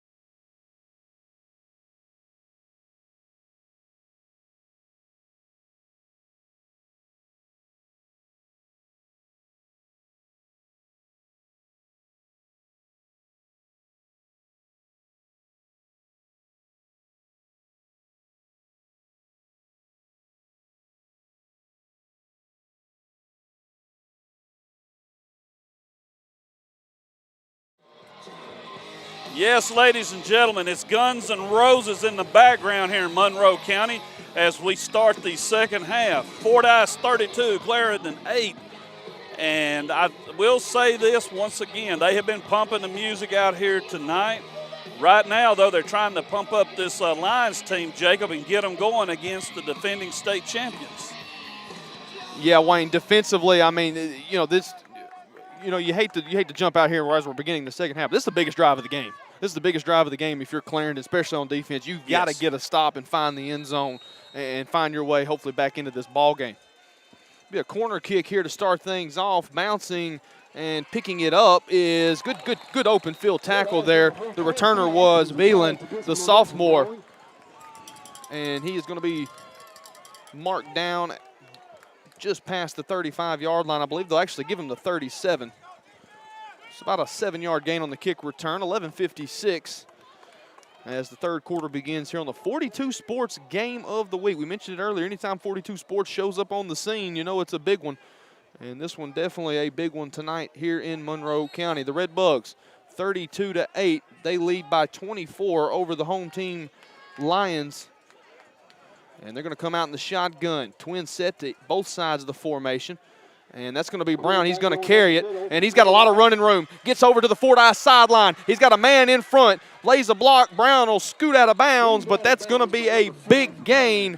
We'll see where they mark him out. I believe they're going to mark him out at the 38-yard line. That's going to be a 30-yard scamper, Wayne, and if you're the Red Bugs, that's exactly what you wanted coming out of the break.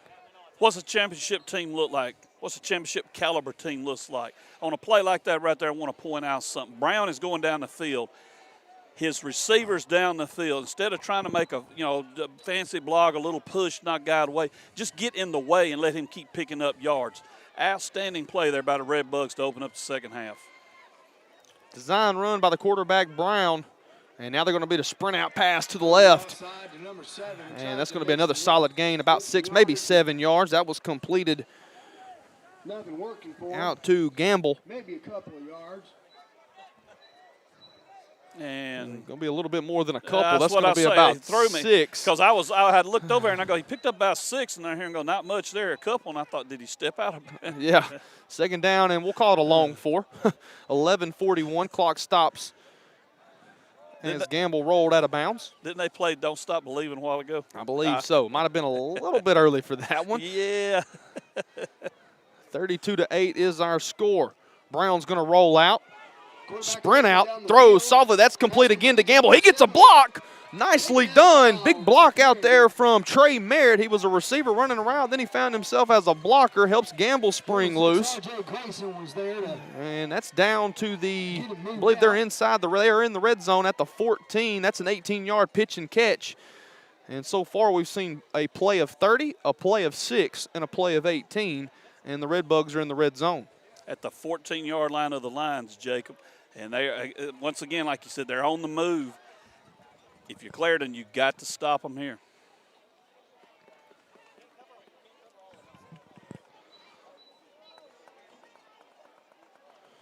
And they're going to give to Lewis. Good tackle, Yeah. in the backfield. That's R.J. Grayson. And I tell you what, Grayson's been in there on a couple of stops like that of Lewis. And I tell you what, Grayson being a little bit obviously smaller than Lewis. I think I'm smaller than Lewis. You got to go around the legs. He did a good job, of wrapping him up. And we talk about you hit them with Cross, you come back, you hit them with Lewis. A little thunder lightning combo thing going there with the Red Bugs. Under 11 minutes to play, third quarter action. Fordyce looking for more, trying to add to that 24-point advantage. Cross in motion across the formation. And they give to Lewis right up the gut, and he's going to go to the pylon. Did he stretch it across? They're going to say touchdown. Touchdown, Red Bugs. A nice run, 14-yard scamper from Gary Lewis, and it is 38-8, a 30-point lead for the defending Class 2A state champions. Goodness. Championship caliber teams do what you just saw, ladies and gentlemen. You take the second half kickoff, you march it down the field, and like we talked about, a little thunder lightning combo, and now the Red Bugs up by 30. Now Trayshawn Allen, he's missed his last 2 PA attempts. And that's a high snap down on the block, and that is true and through. Timeout on the field, 39-8 is our score. The Red Bugs by 31 here in the 42 Sports Game of the Week. 10:49 to play third quarter. We're back in 30 on the Dragon Sports Network.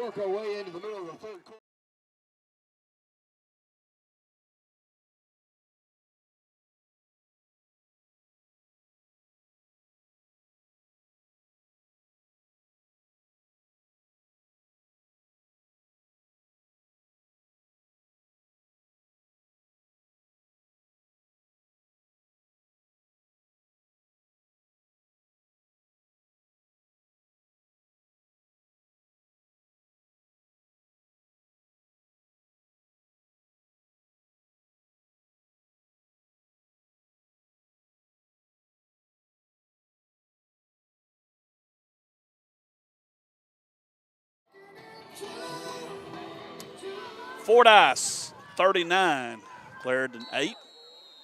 42 Sports Game of the Week. It had potential early on, but one big turnover pretty well sealed the lines.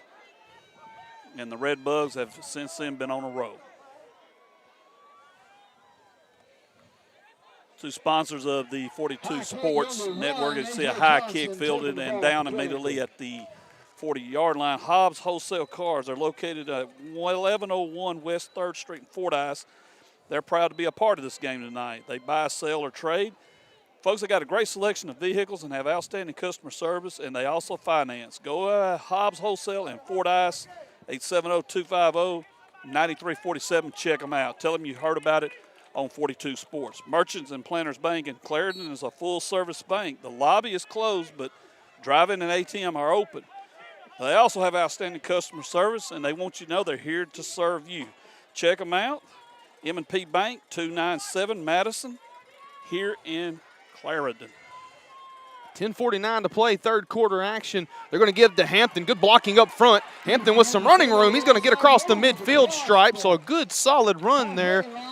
We're going to call it 10 yards and a new set of downs, and that's what they're going to signal. First down for the Lions, and Wayne, that's how you need to respond. A 10-yard run there from Hampton, and, you know, now they're in Red Bug territory.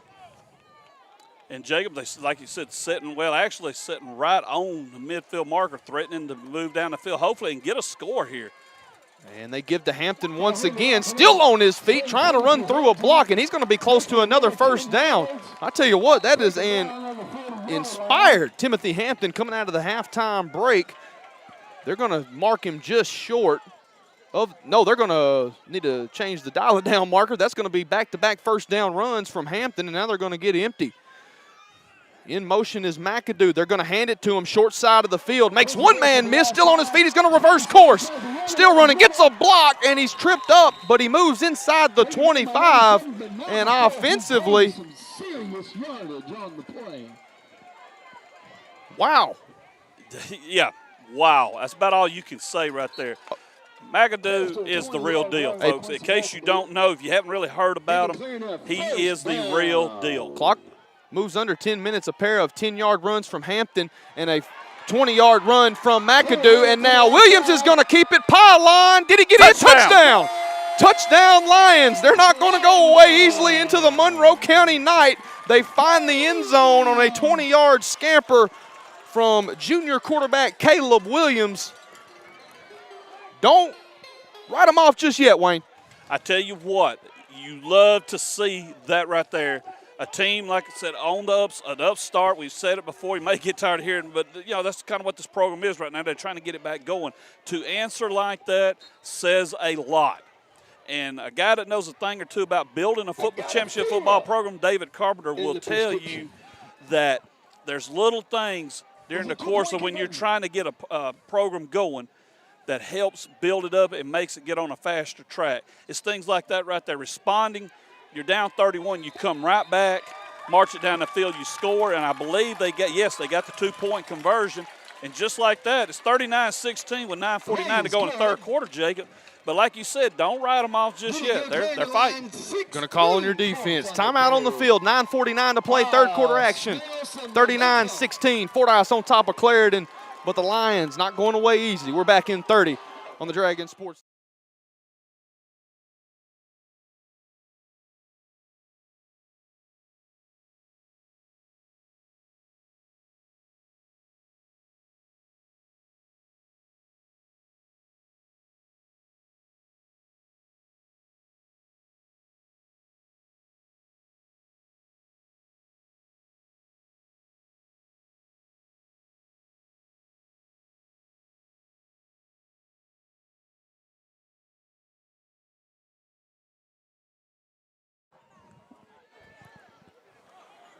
And Wayne, I tell you what, that was a quick strike drive from Clarendon. It's almost, you're kind of wondering, like, you know, where's that been? You know, that was all kind of stand up here looking around the campus going, where was that offense at? Because, man, they came back with a vengeance. Yes, they did, and they've cut it now. It's within a 3-possession ball game.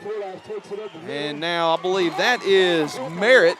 He's hit hard at the midfield stripe, but that's going to be, I tell you what, that's going to be good field position here for Fordyce with 9:44 to play in the third quarter.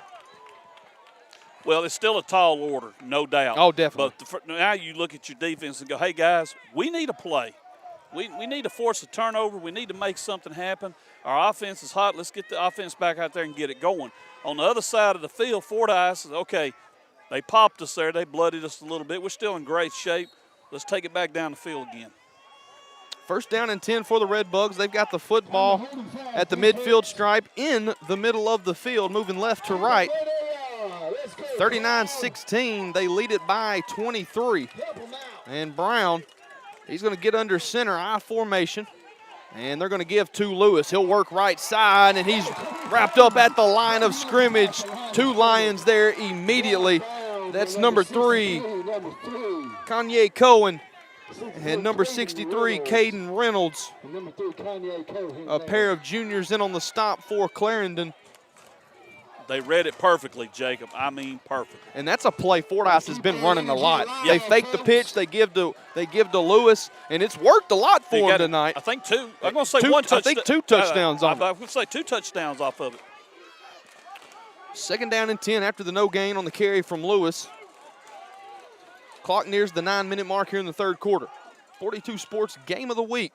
Little trickeration here, and shot out of a cannon. And a good pickup there from Trey Merritt. Just past the 40-yard line. He's going to go down to the 35-yard line, a 15-yard gain. Timeout on the field. Officials timeout. We'll step aside. Be back in 30 here on the Dragon Sports Network.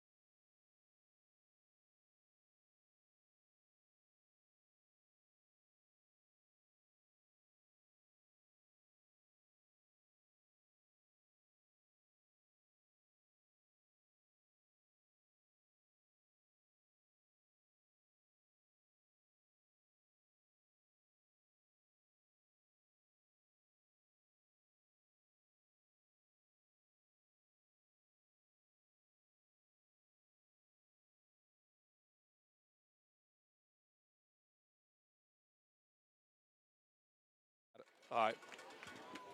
Senior defensive back and wide receiver R.J. Grayson gingerly coming off the field, being held by a couple members of the Clarendon coaching staff.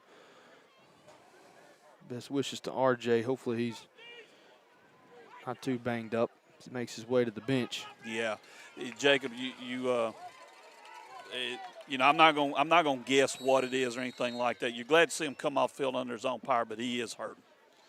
8:50 to play, clock running. First and 10 for the Red Bugs, getting the I formation. They give to Cross, makes one man miss. I tell you what, Cross is shifty, Wayne. He moves down inside the 30, going to be just shy. Actually, they're going to give him the 25. That's going to be a 10-yard run and a new set of downs for the Red Bugs. Jacob, he's got more moves than a hoochie coochie dancer in New Orleans, I'm here to tell you. That guy can flat out move. Yes, yes, he can. That's actually going to actually be 9 yards, and he's going to be just shy of the 25. We'll call it the 25 and a half. And he sets him up with a perfect 2nd and 1.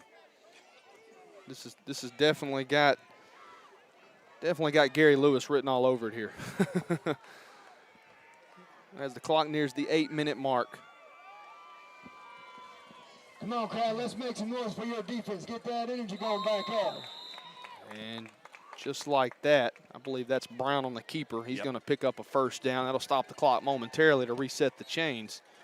Let's go to the Clean Team Pro Wash scoreboard real quick. Got an update. Smackover now trailing in the 3rd quarter to Lake Village 16-8.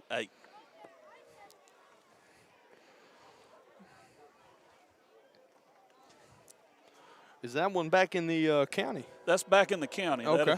That is back in the land of the Buckaroos. In fact, it's homecoming in Smackover. All righty. 1st and 10 for the Red Bull. It's going to be a pitch to Cross, and he has got green grass for days. And he is going to make a move right at the pylon and find himself in the end zone. Jaquez Cross, 23 yards to pay dirt. And Fordyce took a little bit of a punch from Clarendon, but they respond with a blow of their own. 45-16. It's now back to a 29-point ball game here in Monroe County, Wayne. Red Bugs doing what they're supposed to do. That's why, especially the way their fans and coaches look at it, and I agree. You take the ball back and you just take it right back down the field, and they did that at a little bit of the 1-2 punch. And we also have a stat, folks here at the DSM. We love to throw the stats at you. This one from our advanced analytics team. The advanced, how you say that word? That'd be That's one of analytics. the big words again. That's analytics. Yeah. Every time the train has come through and hit the horn, Fordyce has scored. They're 3 for 3. That reminds me of, not to switch up sports, but that reminds me of Enid, Oklahoma, where the Great American Conference hosts their baseball championships. They're usually good for about 1 or 2 trains to come by the outfield fence a game. We've seen, about three trains roll through this evening. That's the 3rd one, and each time, as our advanced team pointed out, no good. Fordyce has scored. Our advanced team, our advanced analytics team. Hey, we'll work on it. Yeah. Timeout on the field. Extra point is no good, but it's a 29-point contest here from Harding Field in the heart of Monroe County. We're back in 30 on the Dragon Sports Network with the 42 Sports Game of the Week.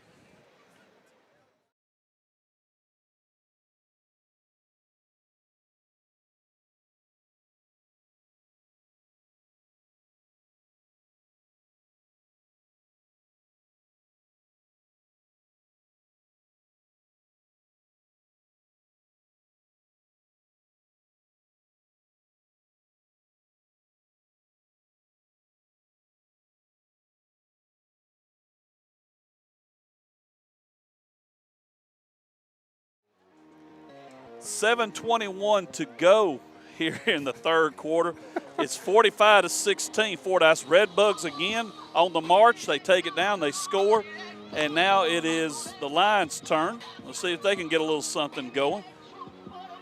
And Jacob, I tell you what, Fordyce is showing what they're made of, but the Lions are showing you their future looks very, very, very bright. Yes, it does. You look at this roster. I mean, there's a lot of sophomores listed, several juniors as well. And for the sophomores, it's in the trenches, and that's a good thing. When you have a veteran, I guess, trench presence, so to speak, like similar to obviously what Fordyce has got. Yep. You see the good. You can build around that. Obviously, it helps to have good skill players, which they have. They have several of them in black jerseys tonight.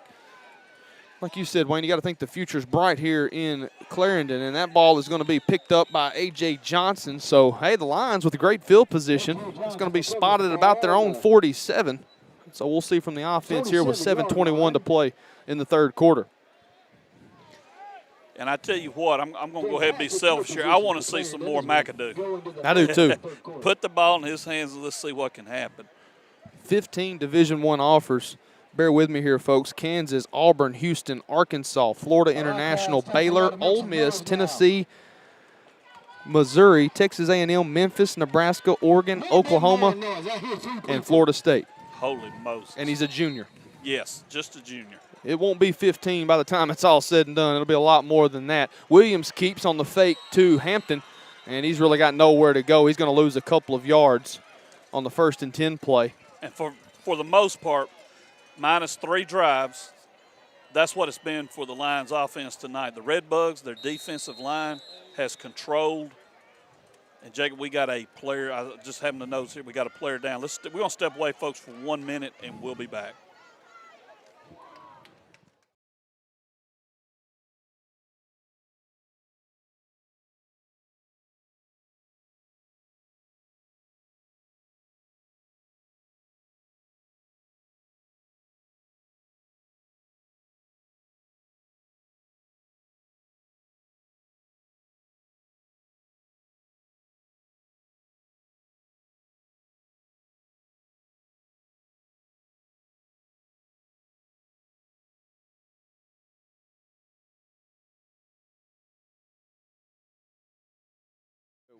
Second down and we'll call it a 12. Little trickeration here. McAdoo's got it. He gets a block, makes one man miss, and he's going to move forward, still on his feet, and he's going to be wrapped up, actually carried a little bit forward across the 45-yard line. I'll tell you what, Wayne, if he keeps going straight, I think he's got the first down. He tried to make a man miss. Yeah. But if he just tries to get to the first down marker, I think he gets there easily. I do too, because he had I don't even think he was in full gear. I don't think he didn't kick it in full gear yet.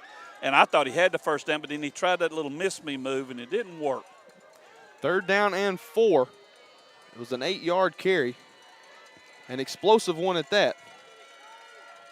And Williams is going to keep. He's got nowhere to go. Wrapped up and dropped for a loss. That's the big fella in the middle of the line, Dakota Wimberly, the junior. I tell you what, we've called his name several times tonight, and probably not enough because he's been in on a lot of plays. Yes, he has. From that playmaking defensive front of the Red Bugs. And no doubt the Lions are going to go for it. It's 4th, and it's showing 7 on the board. I think it's a little bit longer than that. From the Fordyce 48, they're trailing by 29, and we're under 5:40 to play here in the 3rd quarter. McAdoo moves to the right. He's going to be the slot man in on a twin set. Good snap. Williams to throw. Steps into it, and a high throw overthrew his receiver. Number 1, A.J. Johnson. That was intended for Johnson. Falls incomplete, and it's going to be a turnover on downs as Fordyce will take over. For the Lions, that really hurts there. You have to wonder why.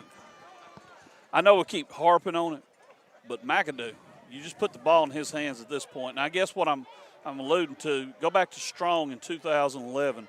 They put the ball in Kenneth Dixon's hands about halfway to the season, just said, okay, take us as far as you can go. And, of course, you and I sit up there at War Memorial in the press box and watched him take them to a state title. Yeah. To me, this kid Emphatically. McAdoo. Yes. This kid McAdoo has the same Ball goes over on type downs. Fordyce talent. starter on their own 48-yard line. And you know, I know Fordyce is about to start a drive, but I want to tack on to that. Sure. You talk about watching Kenneth Dixon run in War Memorial and basically just take Strong to a state championship. You hate to say easily, but it really was easily. One of the best things about sitting in the press box was watching all of those Central Arkansas, Northwest Arkansas media members that had been covering 5, 6, 7A football all year, thinking, "Oh, this kid from 2A, Strong, a little hole in the wall town in South Arkansas, he can't be that good." I tell you what, there were more jaws dropped during his performance than I think they were thinking it was going to happen. It was the biggest stage that you can offer a kid in the state of Arkansas, and he basically. And what I'm getting at is that's what you see here with 42 Sports. They're trying to shine a light on these small school kids. Absolutely. They're trying to get them in the spotlight with games like this, and you got to appreciate what Kenneth Dixon did that night. And I believe that's going to be picked off. That's Brown picked throws off. an interception. They were trying to hook up with Cross, and I will see who came away with the pick. That's Timothy Hampton. Yes. And so maybe that's a turnover you need to try to put together another scoring drive. Yes. Jacob, going back to that, and I share this talking about Dixon, you know, he wasn't really heard from as far as the media was concerned until the Democrat Gazette did a feature on him, you know, leading up to that championship game. And going into the game, there were people, remember, they come by us and said, is he really that good? Is he really, you know, y'all going to see he's the best player in the state. Well, of course, there's a certain award given out every year, and their people were there, and they said, no, he's not. By halftime, they were comparing him to Basel Shabazz and Madre Hill. And this guy right here can definitely join the list. Good open field tackle there from Brown. Tell you what, if McAdoo may have had 5 or 6 more yards of east-west, he might have been able to turn it up and head down the side. They just ran out of green grass there. That's it. You see the potential there in him. And, of course, we talked about Cross. You're looking at 2 guys that Allen Russell's going to have a problem here because these 2 guys have definitely got to be on the Kevin Payne award list. There's no doubt. And that's going to be given to Hampton. He just came away with the interception. I tell you what, anytime he's touched the ball here in the second half, he's been running with a purpose. Well, we talked about it. We talked about McAdoo, elite talent, and then we said, hey, there's 3 or 4 more that you got to look at on this team that's coming on. And Hampton is one of them, Jacob. I really like this young guy. And then you look at the measurables on A.J. Johnson, 6'3", 195, listed as a tight end, but they line him out wide a lot. That's Williams, makes Brown miss in the backfield, still on his feet, running hard. And finally dropped. There's a flag, maybe a face mask. We'll see what the call is. And again, that's Wimberly on the stop for the Redbugs, and that's going to be a face mask on Fordyce. So that's going to help the Lions out here with 3:50 to play in the third quarter. Fordyce, they still got control of this game. No doubt about that. But I love what I'm seeing out of the Lions here. There's fight in them, and we talked a little while ago about little things that the average fan doesn't think about to help build a championship program, to get you a program that's got to be dealt with every year. Stuff like this here you can build on. Instead of just letting Fordyce run all over them, they're fighting back. McAdoo in motion, and they're going to give to him. And he's going to be tripped up as he crosses the line of scrimmage. Minimal gain. Say about 2 yards. He gets across midfield down to the 49-yard line of Fordyce. It'll bring up a 2nd down and 8.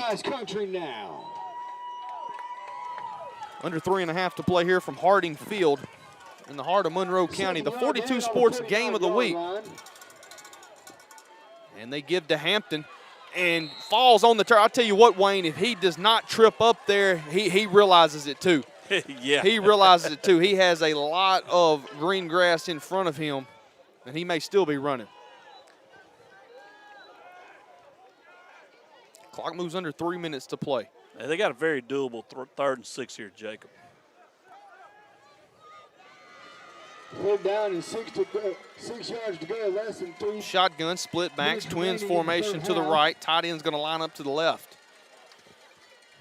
And they're going to fake to Hampton, going to throw, going to look right, and it is incomplete. Trying to hook up with McAdoo. It didn't look like McAdoo was finished with his route progression before the ball was released.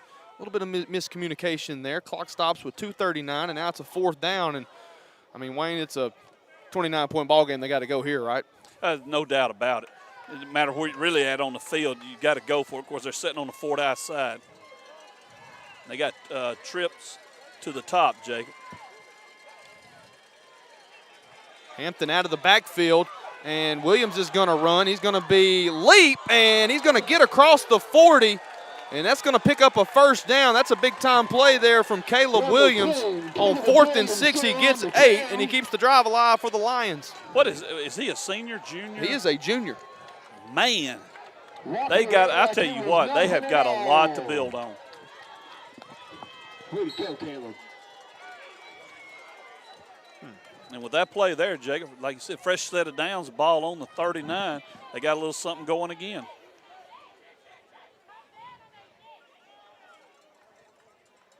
And McAdoo now, he'll move to the far side of the field. They'll build a twin sit over there. Tight end also line right. They're going to work from the left hash. And now we've got a jump from the left guard. False start and a positive play to get you the 1st down on 4th down. And then now you find yourself back behind the chains. You got to work from behind again. 5-yard penalty. But, Wayne, you mentioned it earlier. Credit this Clarendon football team. 15 yards to go. Not rolling over. Still in Not rolling country. over. Definitely probably could have called it at the half. But instead, they keep clawing back. And trying to do it again here. 1st and 15 from the 43. Williams makes a man miss at the second level, still on his feet. Makes 2 men miss and tries to truck another one. He's inside the 35, down to the 33. And I tell you what, they're coming right at him. They are not shying away one bit. They're coming right at him. No, they are fighting, and I love what I'm seeing here. And Fordyce, Fordyce is popping them good. They're not just a little tapping here. They are going at them, and this is interesting to see. You can't teach tough. No.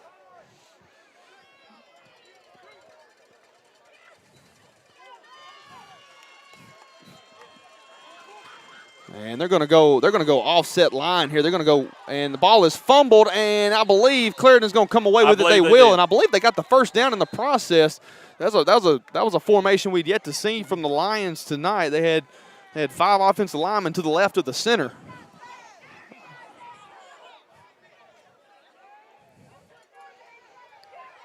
And Jacob, you look at the clock, 1:25 to go, third quarter. They're down by 29, facing the defending state champions. And this team, they're full of fight. They're still coming.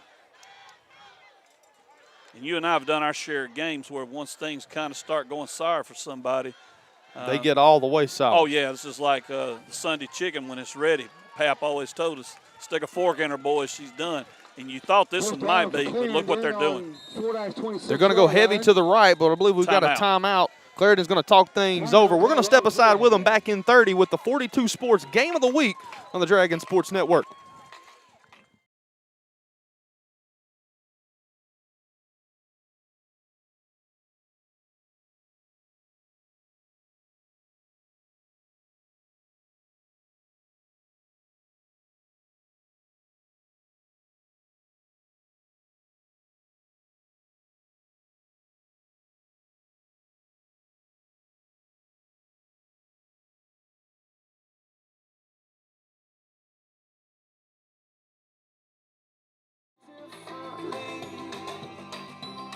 We got 58 seconds remaining in the third quarter. Fordyce 45, Clarendon 16. But the Lions are on the move here and are sitting at the Red Bug 26-yard line, Jacob. And we talked about it quite a bit here, showing a lot of fight. Yeah, they are, and they got a chance here to potentially cut this one to a 21-point ball game with a touchdown and a two-point conversion. Final 60 seconds of the third quarter. Coming out of the timeout, they're going to go heavy to the left, 4 linemen to the left of the center, and Williams is going to be dropped in the backfield for a loss on 1st and 10. And the Fordyce defense fired up. They're going to spot the football at the 30-yard line, so it's going to be a loss of 4. I mean, the Red Bugs they read that one perfectly, came in and shut Williams down before anything could get going. McAdoo checking back in. Of course, the matchup we've been talking about during the night, him and Cross, they got each other here at the bottom of the screen. And to throw here on 2nd down, 14. They get it to McAdoo, and he's going to run right at Cross, and he's going to be marked down inside the red zone at the 19-yard line. So an 11-yard play on 2nd and 14, and that's going to bring up a manageable 3rd down. We'll actually call it, what do you say, Wayne, a long 3? I'd call that a long 3. Or a short 4. Well, now let's go with the long 3. I like the long 3 better here. And we've got I believe a timeout on the, no, that's going to do it for the quarter. I apologize, going to do it for the quarter. 3 quarters in the books, 12 minutes left to play here from Monroe County. It's the 42 Sports Game of the Week. Clarendon's driving. We're back in 30 on the Dragon Sports Network. If you would join.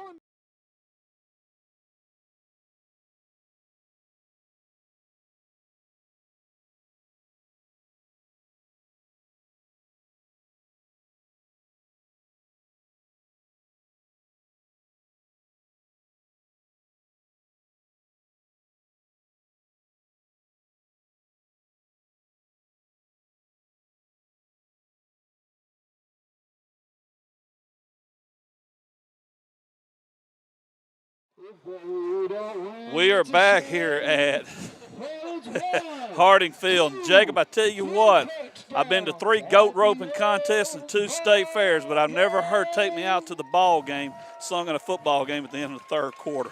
And then that's when then enter Monroe County. Welcome to Monroe County on a Friday night, ladies and gentlemen. 45-16, the defending state champion Fordyce Redbugs in control, but the Lions of Clarendon are on the move as we get ready to start this 4th quarter. And, folks, I tell you what, you're looking at one team that's proven that being the hunted does not bother them, and you're looking at another one that's showing that their future is very bright. Despite the score, the Lions are showing you they got a bright future. A lot of sophomores, Jacob, we talked about, and a strong junior presence. And on top of that, McAdoo, number 4, he has shown that he is definitely elite talent. But about 3 or 4 more guys right behind him, including Hampton. Man, they got a lot of talent to work with.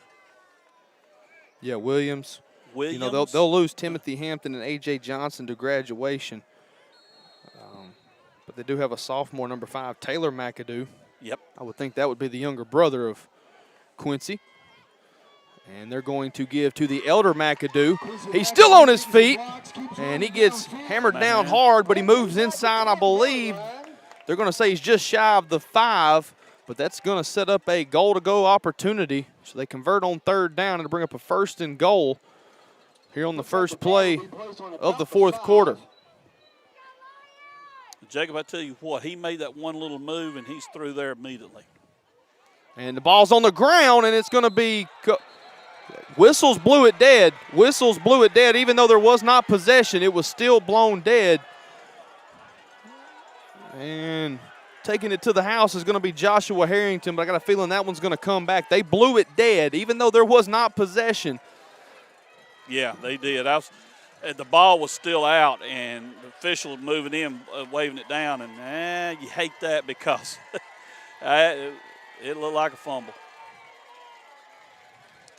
So we're going to load it back up and do it again. Yeah, that was – yeah, it was – he did not have possession. And, you know, quick whistle saves the day for the Lions with 11:38 to go. 29-point ball game. Clarendon trying to cut into that deficit. And that'll make what, Jacob? 2nd and yeah, okay. Lions preseason favorites in the 6-2A. Fordyce preseason favorites in the 8-2A, the defending Class 2A state champions. And they fake to, that's Hampton. Williams running for his life. Several Redbugs there on the stop. Clock moves under 11 and a half to play. And now it's a 3rd down, and where are they going to spot them? About the 15, huh, Wayne? That's what I was looking at. I think they're going to put it on 15. 3rd and goal from the 15.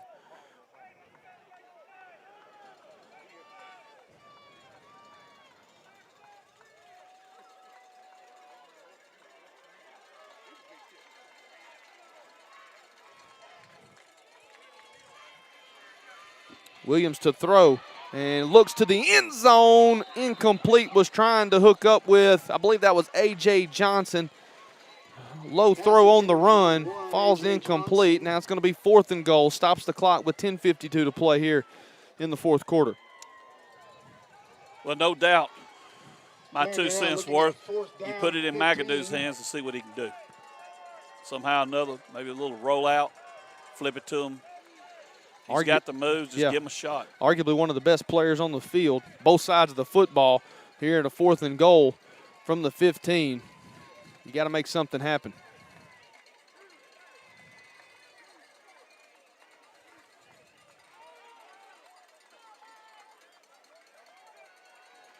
They're going to throw. In the pocket, throws, steps into it, and incomplete.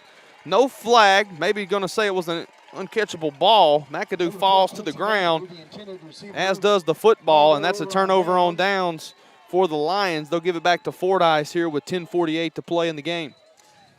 The Lions were wanting pass interference. There was no, that was, to me, a clean play all the way. Plus, a little uncatchable. So the Redbugs are going to force them out on downs. And Jacob, looking at Fordyce, We will possibly see them in 2 weeks. What's your thoughts on them? They're the defending Class 2A state champions for a reason.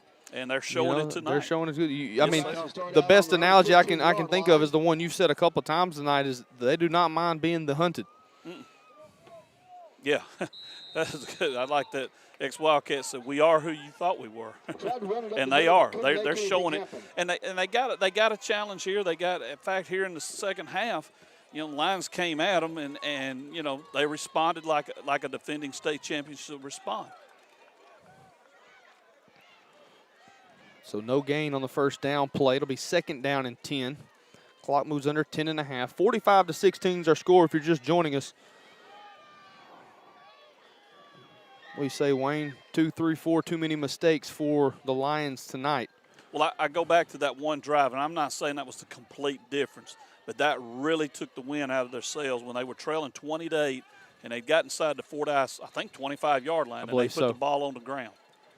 And then a methodical approach or methodical drive from Fordyce ensued, and then they started to build the lead that they're currently sitting at right now as number 7, Marquez Roper is tripped up after a big run.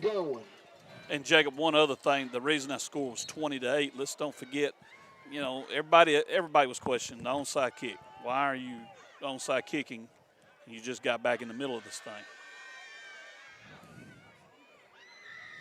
And that's not to say that if you kick it deep, Fordyce doesn't eventually take it down the field to score, but at least gives your defense a chance to make a stop. Right. And what happened there, and it was on the second one. Remember, the first one was flagged. The second one, they go to the opposite side of the field, toward the Fordyce side of the field. Yeah. And it's Trayshawn Allen right there. And he honestly really didn't even have to make a man miss because the kick team had already kind of almost went by him. And then he just, it's off to the races.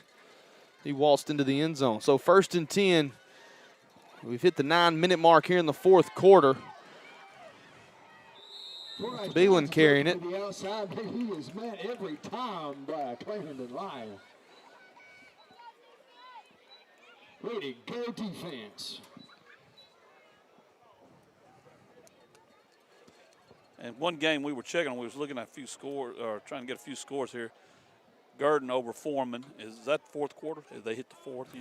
That's fine. That is like final. 35, what'd you say, to 16. So the Go Devils putting a stamp on things. And, Jacob, I tell you what, it's still, you ask me, it's still Gurdon and Fordyce you got to look at.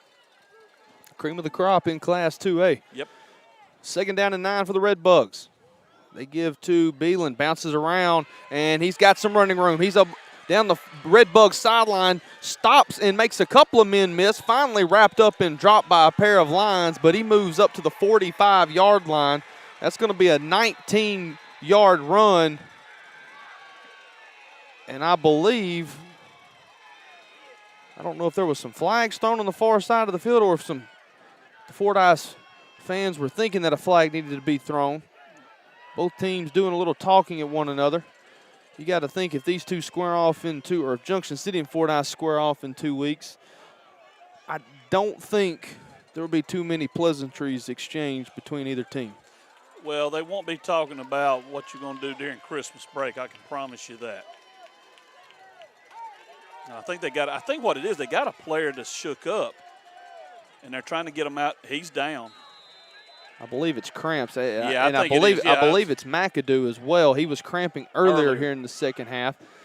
He's cramping right now. We're going to step aside for 30 seconds. We'll be back. 8:10 to play. 42 Sports Game of the Week. Red Bugs by 29 here on the Dragon Sports Network.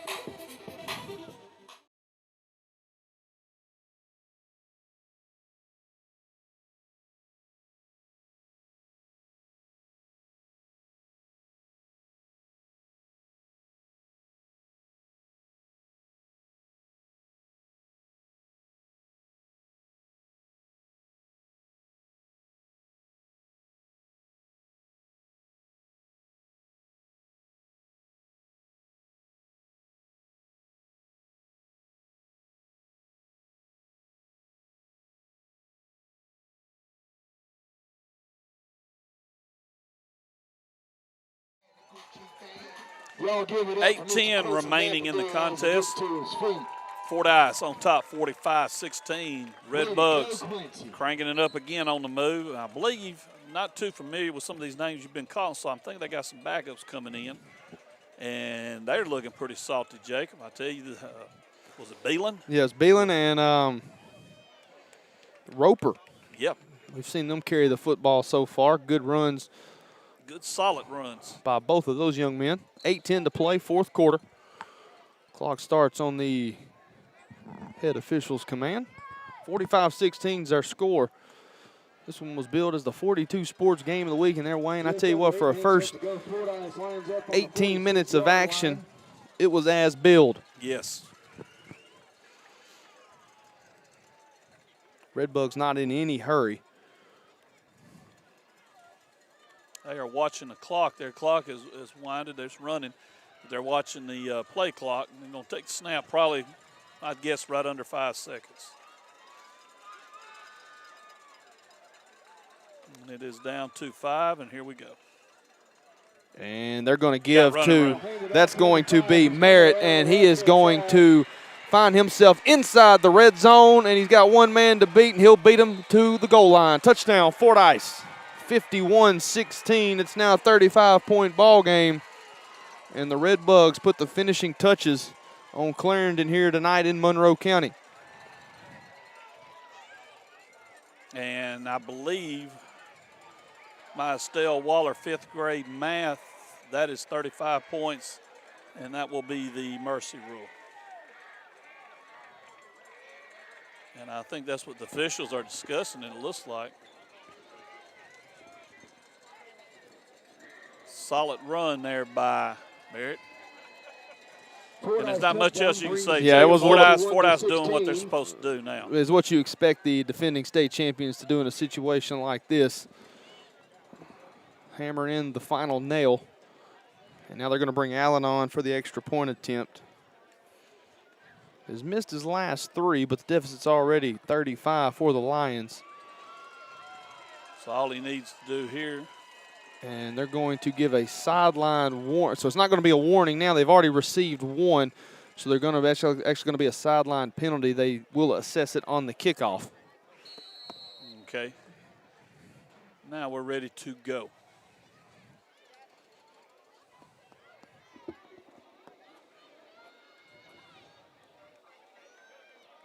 And that kick is low and no good. Unsure if it was blocked.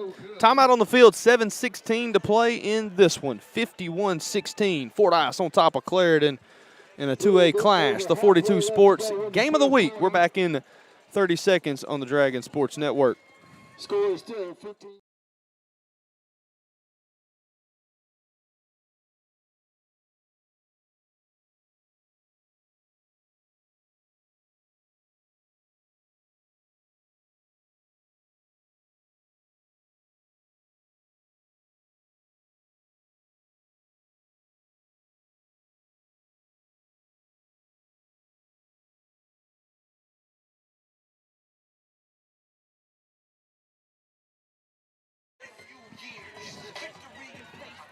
Welcome back, Harding Field, Monroe County. Clarendon, Fordyce. Lions trail by 35, but they're going to get the football back here with 7:16 to play in the final quarter of action.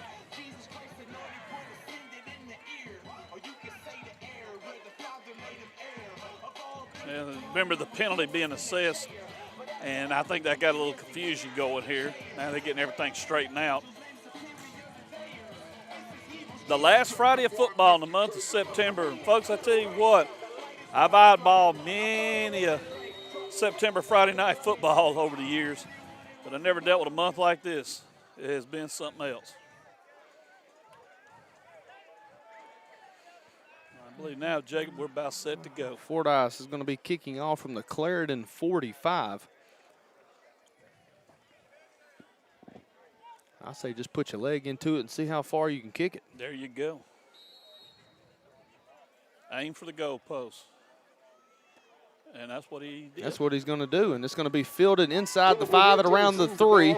That's going to be Hampton. He's going to get a block, And he's going to move Ends up getting pushed out of bounds around the 20-yard up past the line. 20-yard line. They're going to mark him, I believe, at the 22, Wayne, is where they're going to mark him. Yep. Clarendon will start out on the 22-yard line. Do we have a timeout? Just over 7 minutes left to We go do in the have a fourth timeout quarter. right out of the gate. Timeout. So timeout call. We'll step aside for 30 seconds. Back with more here on the Dragon Sports Network.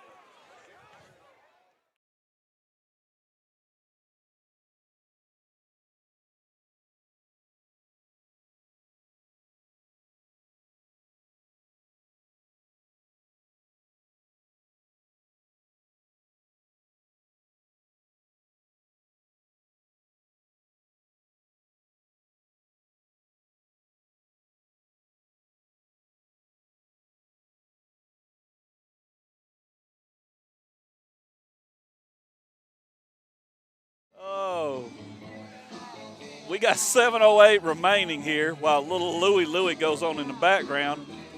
No And Rick Vaughn sighting here No at Rick Harding Vaughn Field. sighting, folks. Although he was a juvenile delinquent in the offseason. That is true. That is true. It pitched for the Cleveland Indians. Had a couple of really good years until he got to singing Louie too much. They're going to get in the I formation. There's going to be some changes out there for Clarendon. Personnel changes. Under center is now Trinell Black, the sophomore. So some of the younger guys going to get an opportunity here in the backfield. And the Redbugs, Jacob, on the line there. Look at these two, 78 and 60. They're out there for the first time tonight as well. Yes. Tyler Davis, a sophomore, and Jamal Allen, a sophomore as well. Them two young men, I guarantee you can eat a stack of pancakes. They can definitely do it. So both teams, like you said, now they're just fixing to let's get everybody in there and get a little playing time. 6:22 to go.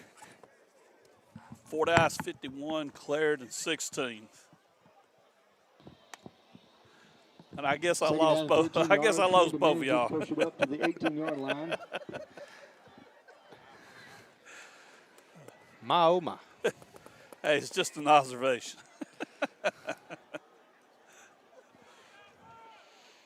Formidable presence on that Redbug defensive line. And again, whistles before the snap.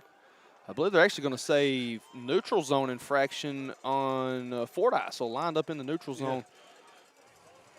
And Calls offsides on Fordyce. and they're marking it off the wrong way. Okay, now they're going to There mark we it go. back. There we go. Everybody's on the same page here. Clock continues to run. We're going to move under 5.5 to play. 5 yards. And I tell you what, Wayne, this is a Clarendon team who, you know, a lot was built going into this one, rightfully so. You got a pair of course. early season unbeatens. It's a 6-2A, 8-2A matchup.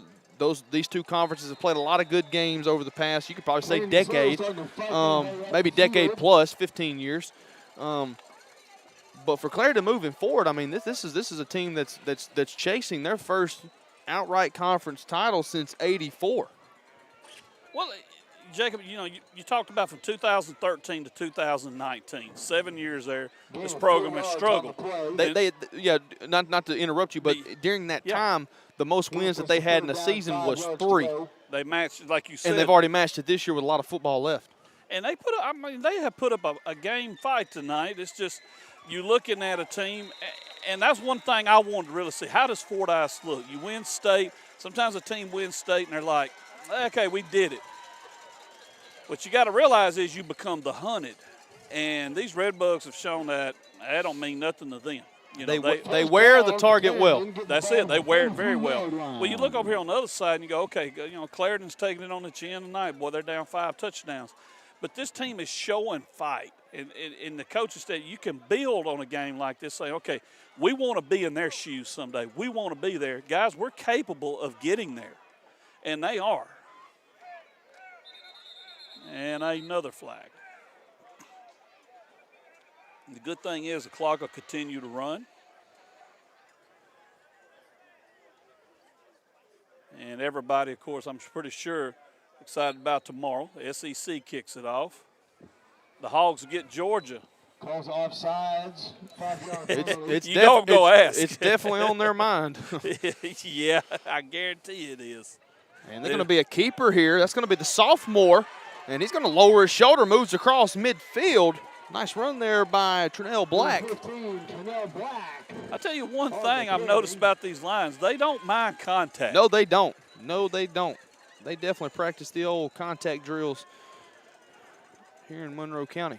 They have done that. Down for Clarendon. Clock going to move under 3 minutes before this football is snapped. Ball's at the 47-yard line. Fordyce country on the 47 Oh, Fordyce. line. Just under 3 minutes left to go in the game.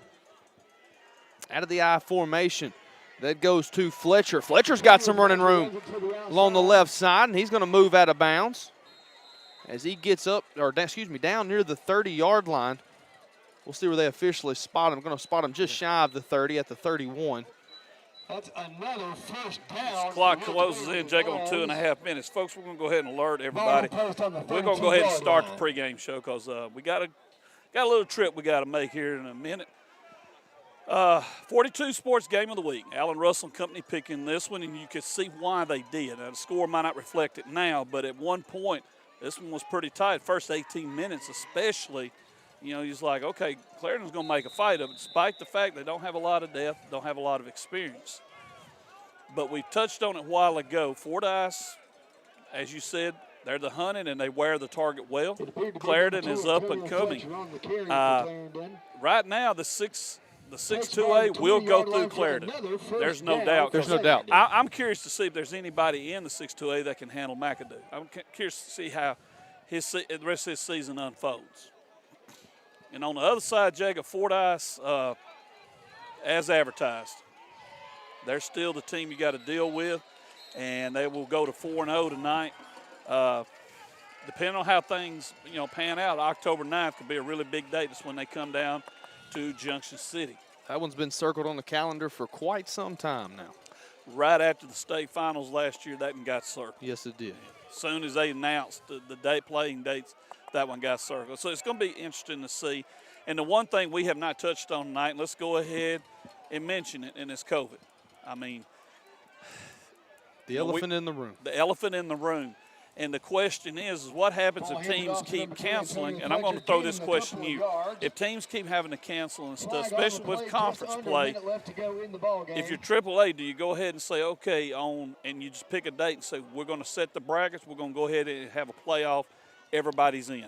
I mean, I wish I could really have an answer for you, but, I guess the default is there's just so much unknown still as far as, how things are going to go. Because right now, a lot of the cancellations obviously have been non-conference. Well, conference play is going to open up next week for a lot of teams, and and then 2 weeks after that, you would think the entire state's going to be in conference play.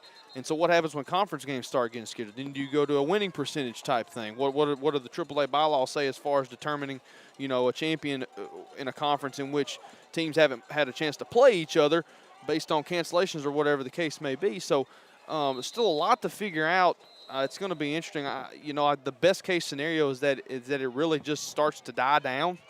It doesn't look like that's going to happen, but you want to hold out hope that it just becomes less and less of an issue the deeper we get into the season, so that obviously the conference games can get played, and then hopefully we can have a